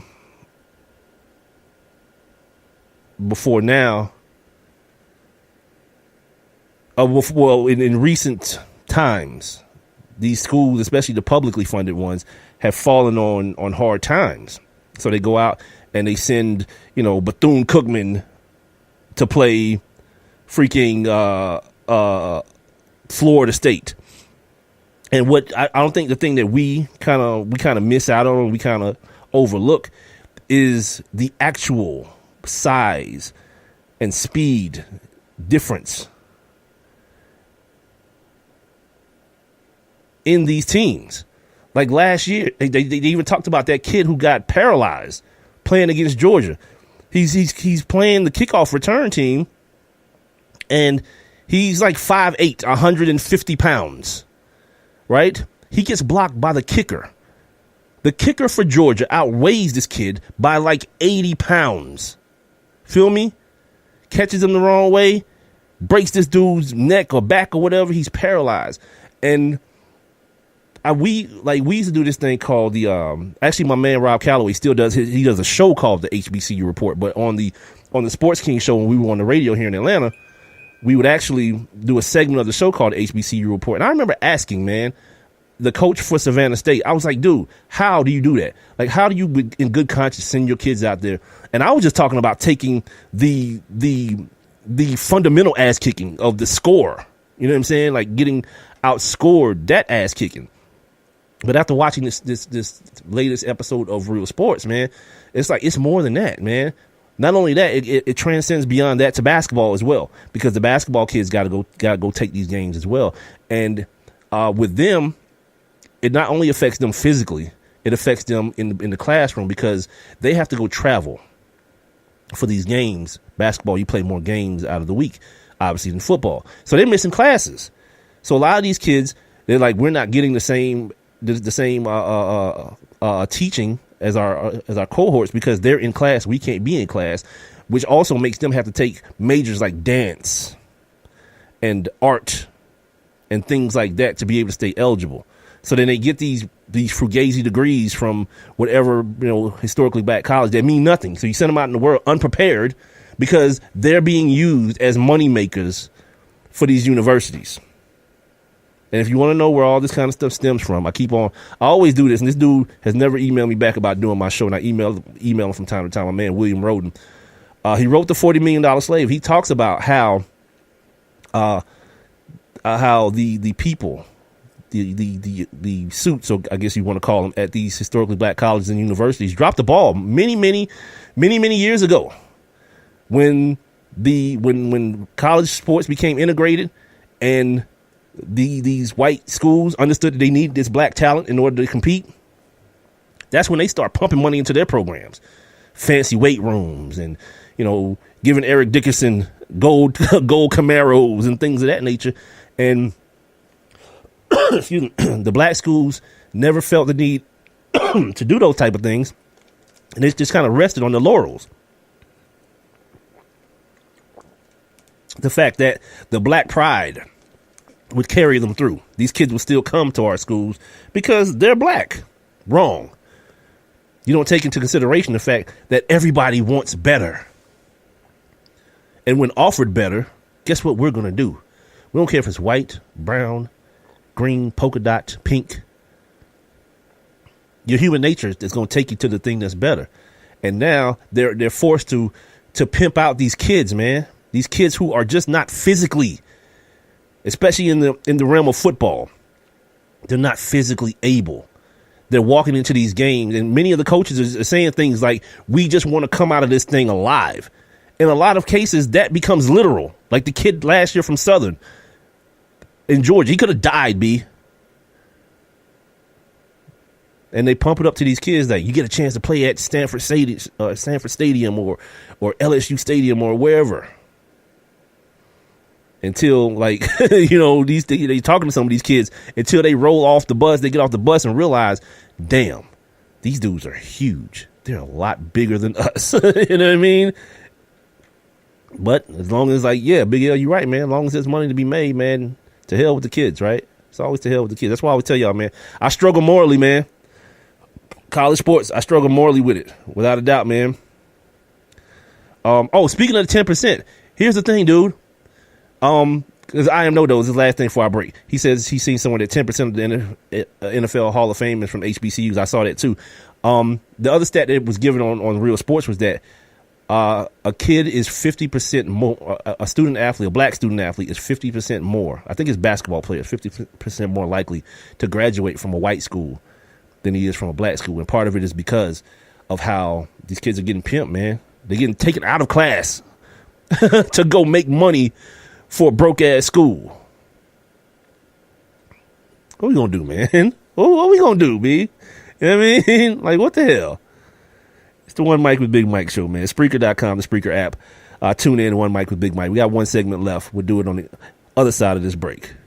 I have one question for you. Do you or someone you know run a business that could benefit from additional exposure? The One Mic with Big Mike show is currently taking on new sponsors and advertisers. One Mic with Big Mike is currently syndicated across 8 different online platforms, and your company's name could be heard and seen across all 8 as well. Let's get to work. Please send all inquiries to Mike at onemicwithbigmike.com. Thank you for listening. Thank you for your continued support. All I need is one mic. Take a look under your bed. Find stuff under there? What about jobs? No? Now try your basement. There's a pair of overalls that overall you're not so into anymore.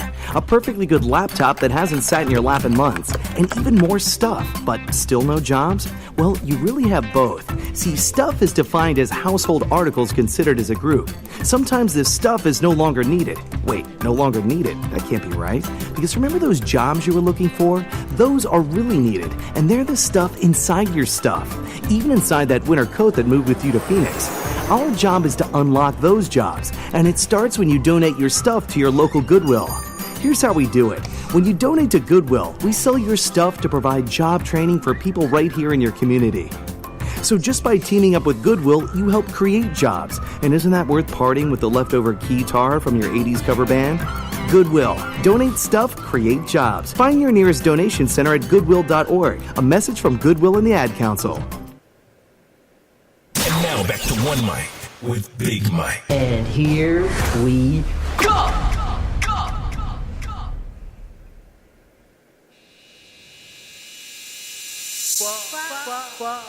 Hey!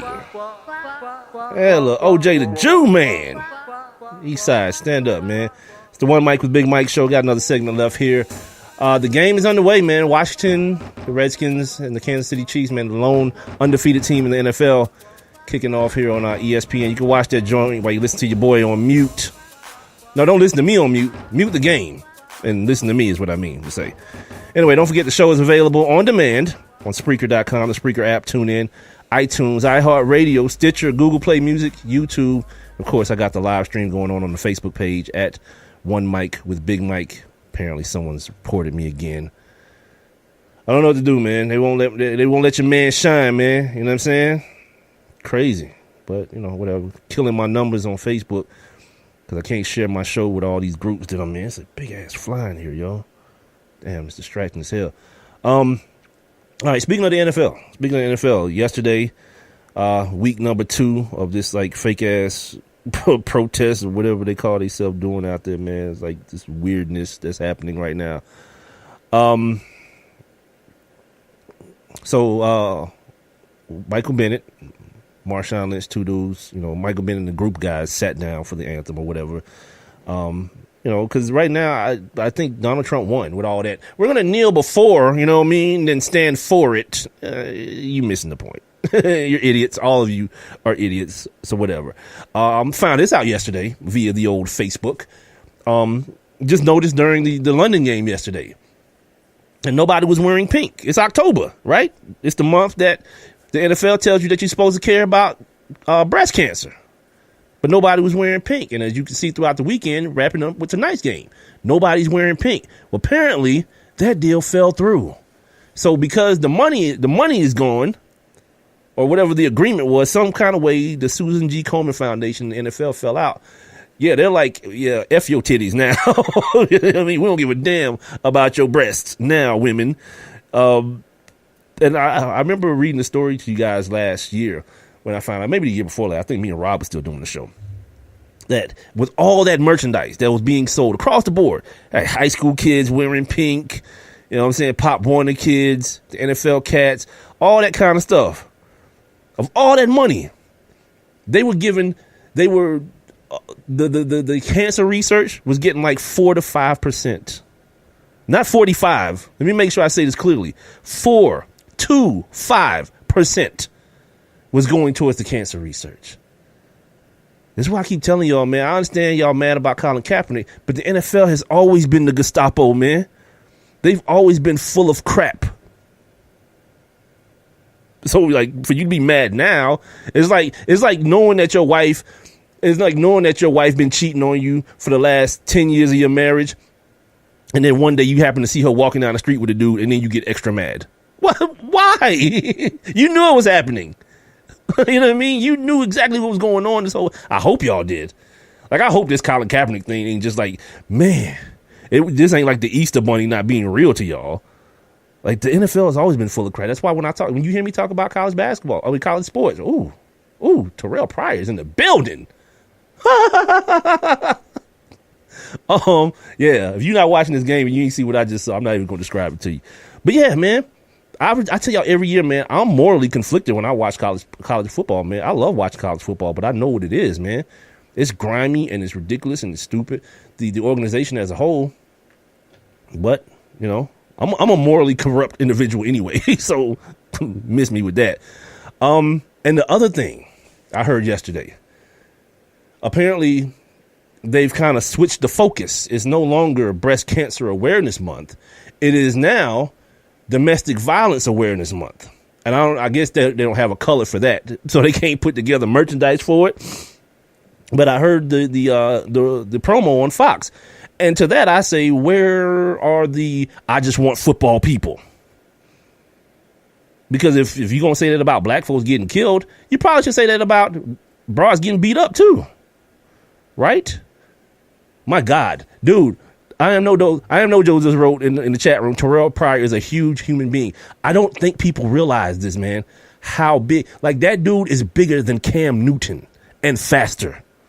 Like for the longest, when he got drafted, you heard me talking to Steve about Terrell Pryor. Like I'm a big Terrell Pryor proponent because I felt like he got jobbed at Ohio State and he was left to take a lot of crap for a lot of stupidity that, again, people thought were people wanted to make out to be crimes. You know what I'm saying? People let this dude borrow cars because he was Terrell Pryor. He was the big man on campus. He got free tattoos. He traded tattoos for stuff that he didn't have no value for and other people did. That's called bartering where I'm from.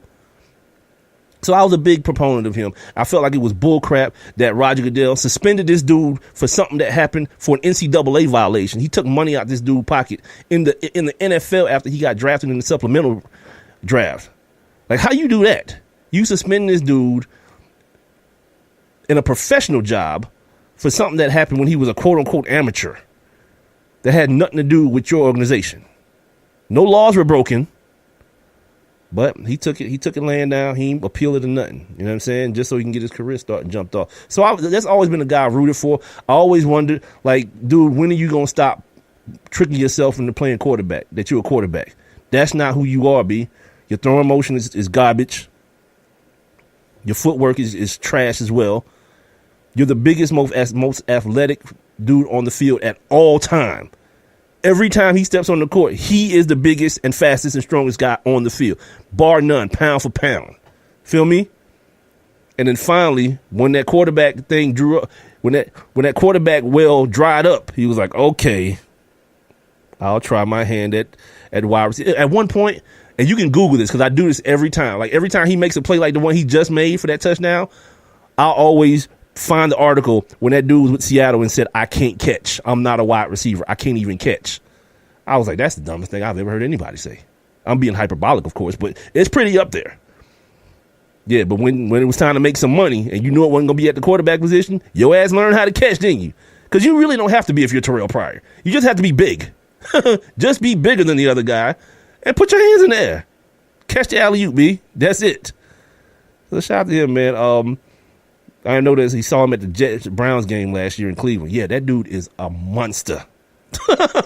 He's a freaking monster, man. Yeah, man. And as he gets better, man, I just, like I said, I hate he wasted all that damn time, man, trying to be a quarterback. And I'm usually not that dude. I'm usually a dude like any Negro that wants to play quarterback, do it as long as you can. Like, I was a big Seneca Wallace guy. When they tried to tell Seneca Wallace coming out of our Iowa State, wasn't it? You got to be a wide receiver. He was like, hell no, I'm a quarterback. And Seneca Wallace carved out like a freaking 10-year career, B. Started a bunch of games, too, in Cleveland, in Seattle. Yeah, he was Russell Wilson before Russell Wilson. Obviously not as good. But, yeah, he was that undersized dude that was like, F y'all, I'm not switching no damn positions. And didn't. And got hella money, 10 years worth of NFL money, man, doing that. So shout out to him, man. I'm always that dude. But when it's over, you got to be more self-aware to say it's over. You know what I mean? It's like if I can't play quarterback no more and I'm Terrell Pryor, I got to go run some fade routes around this piece. So anyway, that's my piece on the whole, all these stick to sports a-holes. Yeah, stand up and say that about domestic violence. I don't want to hear nothing about no damn women getting their ass beat. Just play football. Yeah, see how that goes off. See how that comes off. Dumbasses. Other observations before I get out of here. We're at the quarter pole right now. And what do we know? What do we know about the NFL right now? We know the Falcons could easily be 1-3, and let Falcons fans tell it. They got it. They just like those UGA fans, right? We got this. We all right. All right. You got a drunk dude calling plays, one, and the fingers are starting to get pointed at him. The people who never loved Matt Ryan do won an MVP last year. Doesn't matter. Took the team to a Super Bowl. Doesn't matter. He's still garbage to those people. People have even started going after Desmond Trufant, one of the better corners in the league, because apparently I'm convinced that people don't understand. Like, I've always said this here in this city, especially this city of mine, the actual football IQ is mad low. It's in the toilet. It's so elementary. Like, because people don't understand coverages. They don't understand the difference between everything is man to man. So if you're the closest person to the dude that caught the ball, you got burnt. That's it. Desmond Trufant, I kept seeing that on my timeline yesterday. Man, Trufant just keep getting burnt. Somebody even had the nerve to say this. I just want y'all to understand that the Falcons went to the Super Bowl and Desmond Trufant was hurt for most of the season. Trying to make a correlation with the fact that they don't need this dude. Okay. You need good players. Because last week, this dude was the defensive player of the week. And y'all couldn't get off his nuts. Now this week, he caught a brick. That's what it is to be an NFL cornerback. The rules dictate that you're not going to dominate. There will be no more Deion Sanders stuff in the NFL, man. It won't happen because the rules tell you they can't touch these guys. They can't do anything to intimidate them. The safeties can't do anything to intimidate them coming across the middle. No. If you're a legitimate NFL wide receiver, one-on-one should mean you're open. We just saw Marcus Peters get beat by a dude that's been playing receiver for 2 years. Marcus Peters is an all-star, all-pro corner. Doesn't matter. He got up talking about offensive pass interference. Yeah, hold your breath for that call. Saw some bad quarterbacking yesterday, too. Oh, we saw some bad quarterbacking early in the morning. Your man, Jay Cutler. 2 weeks in a row dropping doves, you know what I'm saying? Straight zeros, taking L's. Meanwhile, back in Negro land, there's a certain Afro-laden, tattooed up quarterback who loves black people who can't find a job. But meanwhile, Jay Cutler, they want to keep resting on the fact that your man had on what I call a Malcolm X t-shirt. But it's more controversial to call it a Fidel Castro t-shirt. They want to tell me that as forgiving as dumbass sports fans are, that is keeping him off the field in Miami. Next time a Dolphins game, home game, come on, I want you to point at all the Cubans in the crowd. Do that for me. Joe Flacco, trash. The other team that wanted to, they sent Ray Lewis out to make an excuse for them. Well, see, the fact is, we was going to sign Colin. And then the next thing you know, his old lady put out a tweet calling me a racist and calling the owner a racist. Sure, Ray, you need more people. You need a lot more people. No one believes you. Then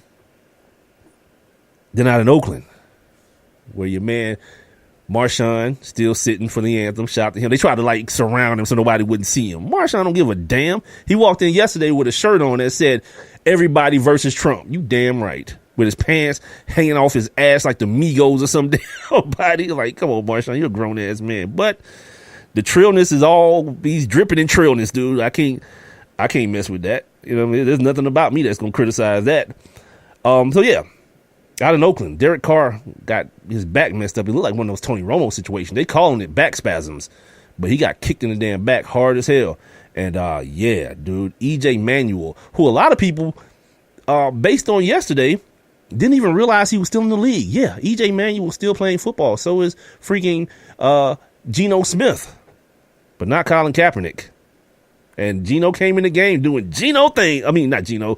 EJ came in the game doing those EJ things, baby.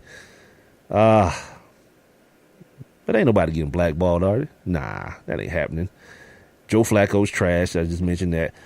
You know who else I root for though? Kind of, sort of, just because of the way he's kind of just shaking up the status quo, man. That kid out, the head coach in LA, Sean McVay.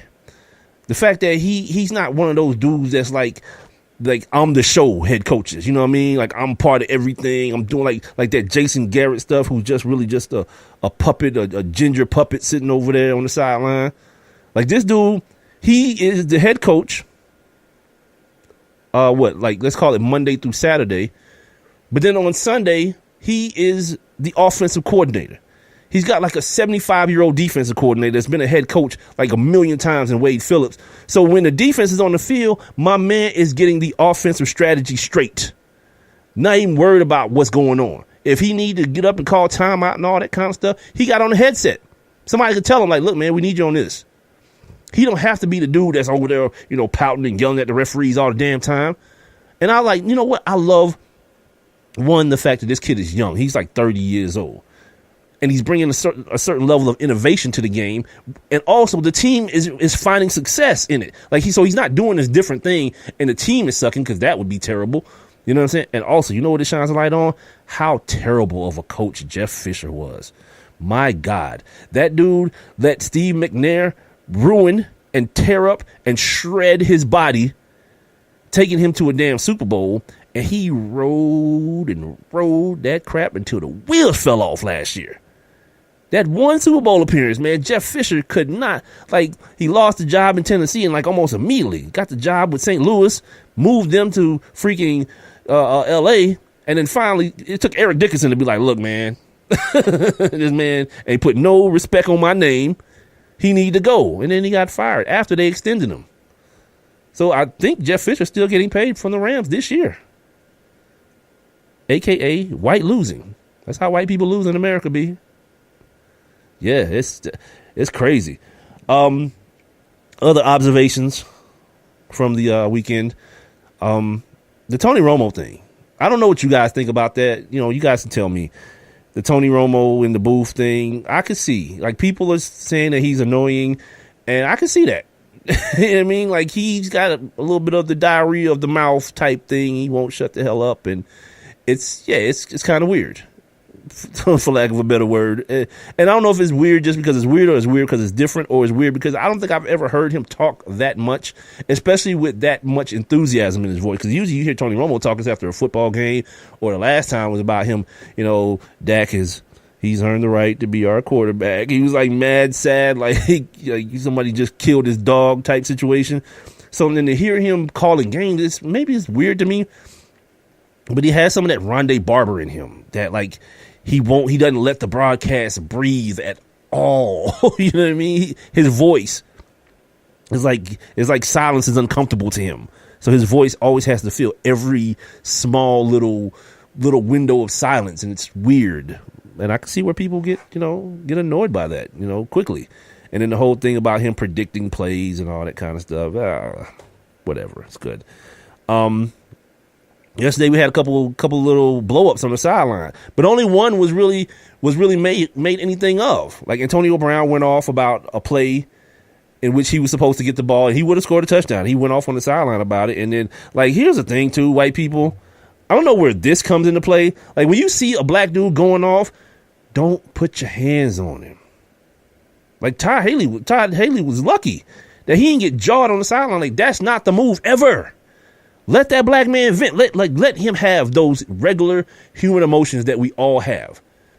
You ain't got to put your hands on somebody. You ain't got to touch him at all.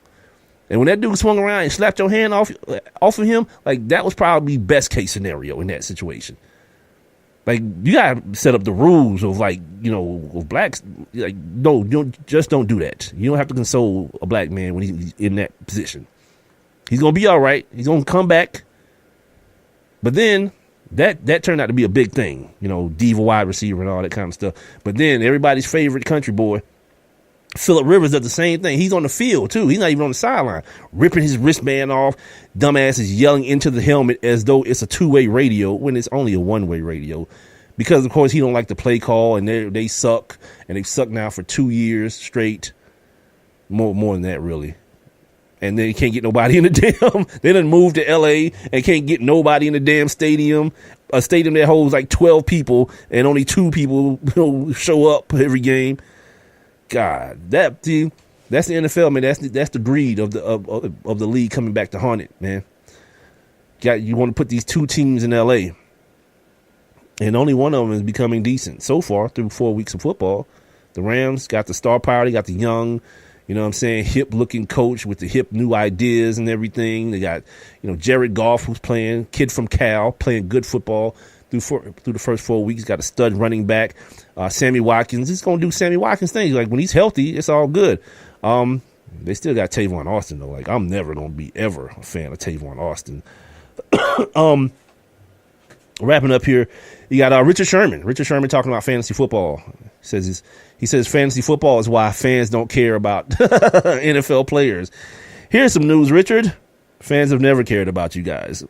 Outside the fact that you're on the field on Sunday, on Thursday and Monday, yeah, they don't care. They've never cared. You know what I mean? The only thing now about fantasy football, and then coupling that with social media, idiot fans get to be more obnoxious about somebody getting hurt or something, and they get to be real idiots about somebody on their fantasy team being hurt, which is like, I'll do that, but I'll never tweet about it. Like, I'm not going to you know what I'm saying? Like, I'm not going to at Michael Crabtree for not playing yesterday because his chest got broke out 2 weeks ago. Well, I'm not going to do that.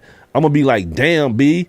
Like, if Kelvin Benjamin had 100 yards yesterday after, he hurt his knee last, I'm going to be like, not pissed, but, I'm going to feel some type of way about that.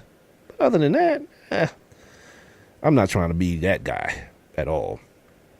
Only a couple of things from the land of the NBA, man, before I get out of here tonight and go watch some football. Like I mentioned, the preseason started yesterday or whatnot, or this weekend. And over the weekend, I mentioned this on Friday, Russ signed his extension. Paul George saying that because Russ signed his extension, it gives him more to think about as far as staying in Oklahoma City. Personally, I'd like to see that. I'd like to see that. If Melo leaves, maybe fine, whatever. They can draft someone because they do a good job, negotiating the draft in Oklahoma City to be that third player. If Melo decides he's got to go somewhere, maybe go to LA and play with LeBron, with the Clippers or whoever. Yeah, whatever. But the fact that Paul George, if he's being honest, man, if he's honestly thinking about not going home to LA, because that don't work for everybody. It worked for LeBron, of course, because he's LeBron. Didn't quite work for Dwayne Wade or Dwight Howard. KD was like, ain't no damn way I'm going back to Washington. You know what I'm saying? Like, that whole going home thing, it sounds all, romantic and everything, but, I feel like it's a lot more to it. So if Paul George, if he enjoys this season, if him and Russ and Melo are able to coexist, productively, I wouldn't mind seeing that for the coming years, especially if the games that they play against Oklahoma City this year, against Golden State this year, are competitive as opposed to last year. They got the ass kicked every time. I'm all about that life. Like, that's something that I'm staying up late to watch that, man. To watch Steph and your man go at it, Steph and Russ go at it. You get to see Paul George and KD get busy. You know what I'm saying? Why not? Melo and Draymond, hell yeah, sign me up every time for that.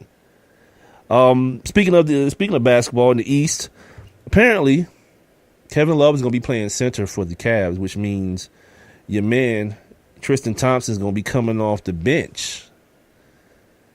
$85 million, B. Shout out to Tristan Thompson, baby. $85 million, man, to be a bench player. Shout out to that dude, man. You gotta know he killing the game. Here's the thing, though. He got an $85 million guaranteed contract. He just knocked up the Kardashian chick, right? Allegedly, he just knocked up the Kardashian chick. But then he spent $20 million. He spent a quarter of his future and present salary on a crib in L.A. to be with her. Like, I don't know if that's a thing. You know what I mean? I'm not really sure that that's necessarily a thing. You spend $20 million of the $85 you're supposed to be making before taxes now. Shout to, man, like, I don't know, man. That money's too big for me to conceive anyway. So shout out to them cats, man. $20 million on the crib for a single dude. He's a single man, essentially. He got her, and then he got the baby mama with the first child. But how big is a $20 million crib in L.A.? I don't know. Let's hit the chat room real quick before we get out of here, my man Big L. The new king, KD, MVP of the season this year. Nah, you know what I think about? I don't think KD can win any more MVPs, man. Like, there's too much, like, with him and Steph, Clay on the same team. Like, I don't think KD's in position to win MVPs. The same way now, I don't think Russ is in position with the two guys he's playing with to win MVPs. I think the MVP is going, you're going to have to settle for guys like maybe Kyrie will be in that conversation. Guys like Johnny Wall, Dame Lillard might be in that conversation. I don't think James Harden's going to be necessarily in that conversation anymore because he's got Chris Paul out there with him. Who else? Maybe guys like Blake Griffin, depending on how much success the Clippers are able to see. Maybe guys like Blake Griffin, he can find himself in an MVP type of conversation. But these guys who are playing on these teams with all these all-stars, I think it's going to be harder for voters to consider them in these MVP situations, man. So yeah, KD, you're right. And KD's one of them dudes. He's also saying who's holding KD? Paul George. Paul George is a good ass defender, but KD's just a different animal. A 7-foot dude. I mean, a 7-foot dude with handles, hops, and a shot.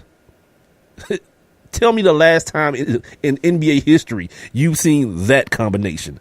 I'll hang up and listen. You know what I mean? Yeah, he's of a different species when it comes to basketball players, man. So, no, KD's the dude that he's going to get to wherever he wants to on the floor.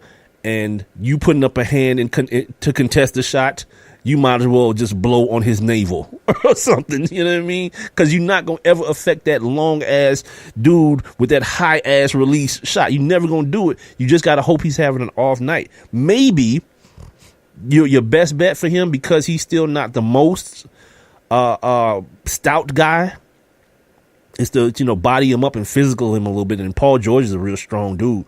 You know what I mean? He's a little bit thicker than KD. Maybe that, but come on, man. See, you know what I'm waiting on? Hey, see, y'all getting me into this basketball conversation now, because I know those saying the Greek freak, Giannis Antetokounmpo. Thing about him, though, is you can play off him. Like, he still hasn't gotten as consistent as a guy like KD is with the jump shot. Now, he's long like KD, and he's a lot thicker, too. He's a big guy, but he just hasn't gotten that consistency down with that jump shot yet. Like, once he does that, you talking about Greek freak for MVP? Yeah, he's another guy. He's another guy that'll be considered for that MVP situation. Once that dude start hitting jump shots, though, it's game over. It's game over for the world, dude. And hopefully it happens for him when he's still at his athletic peak.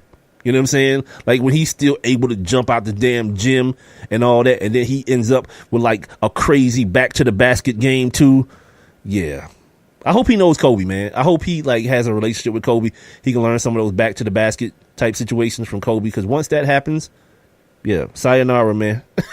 Yeah, he's gonna change the game forever and ever and ever, man. My man Giannis Antetokounmpo. The only thing I'm gonna say about him, my only criticism with him is he's already hurting his own leverage when it comes to negotiation, talking about he's got loyalty in his DNA. Cause do business. You know what I'm saying? Do business. Get money. You know what I'm saying? Damn all that loyalty to where? Milwaukee? Racist ass Milwaukee? Yeah, I'm good. That's gonna do it, man. Monday edition of the One Mic with Big Mike show is over. Debo, Big L, I am No Dose. Appreciate y'all holding me down. Everybody on Facebook, man.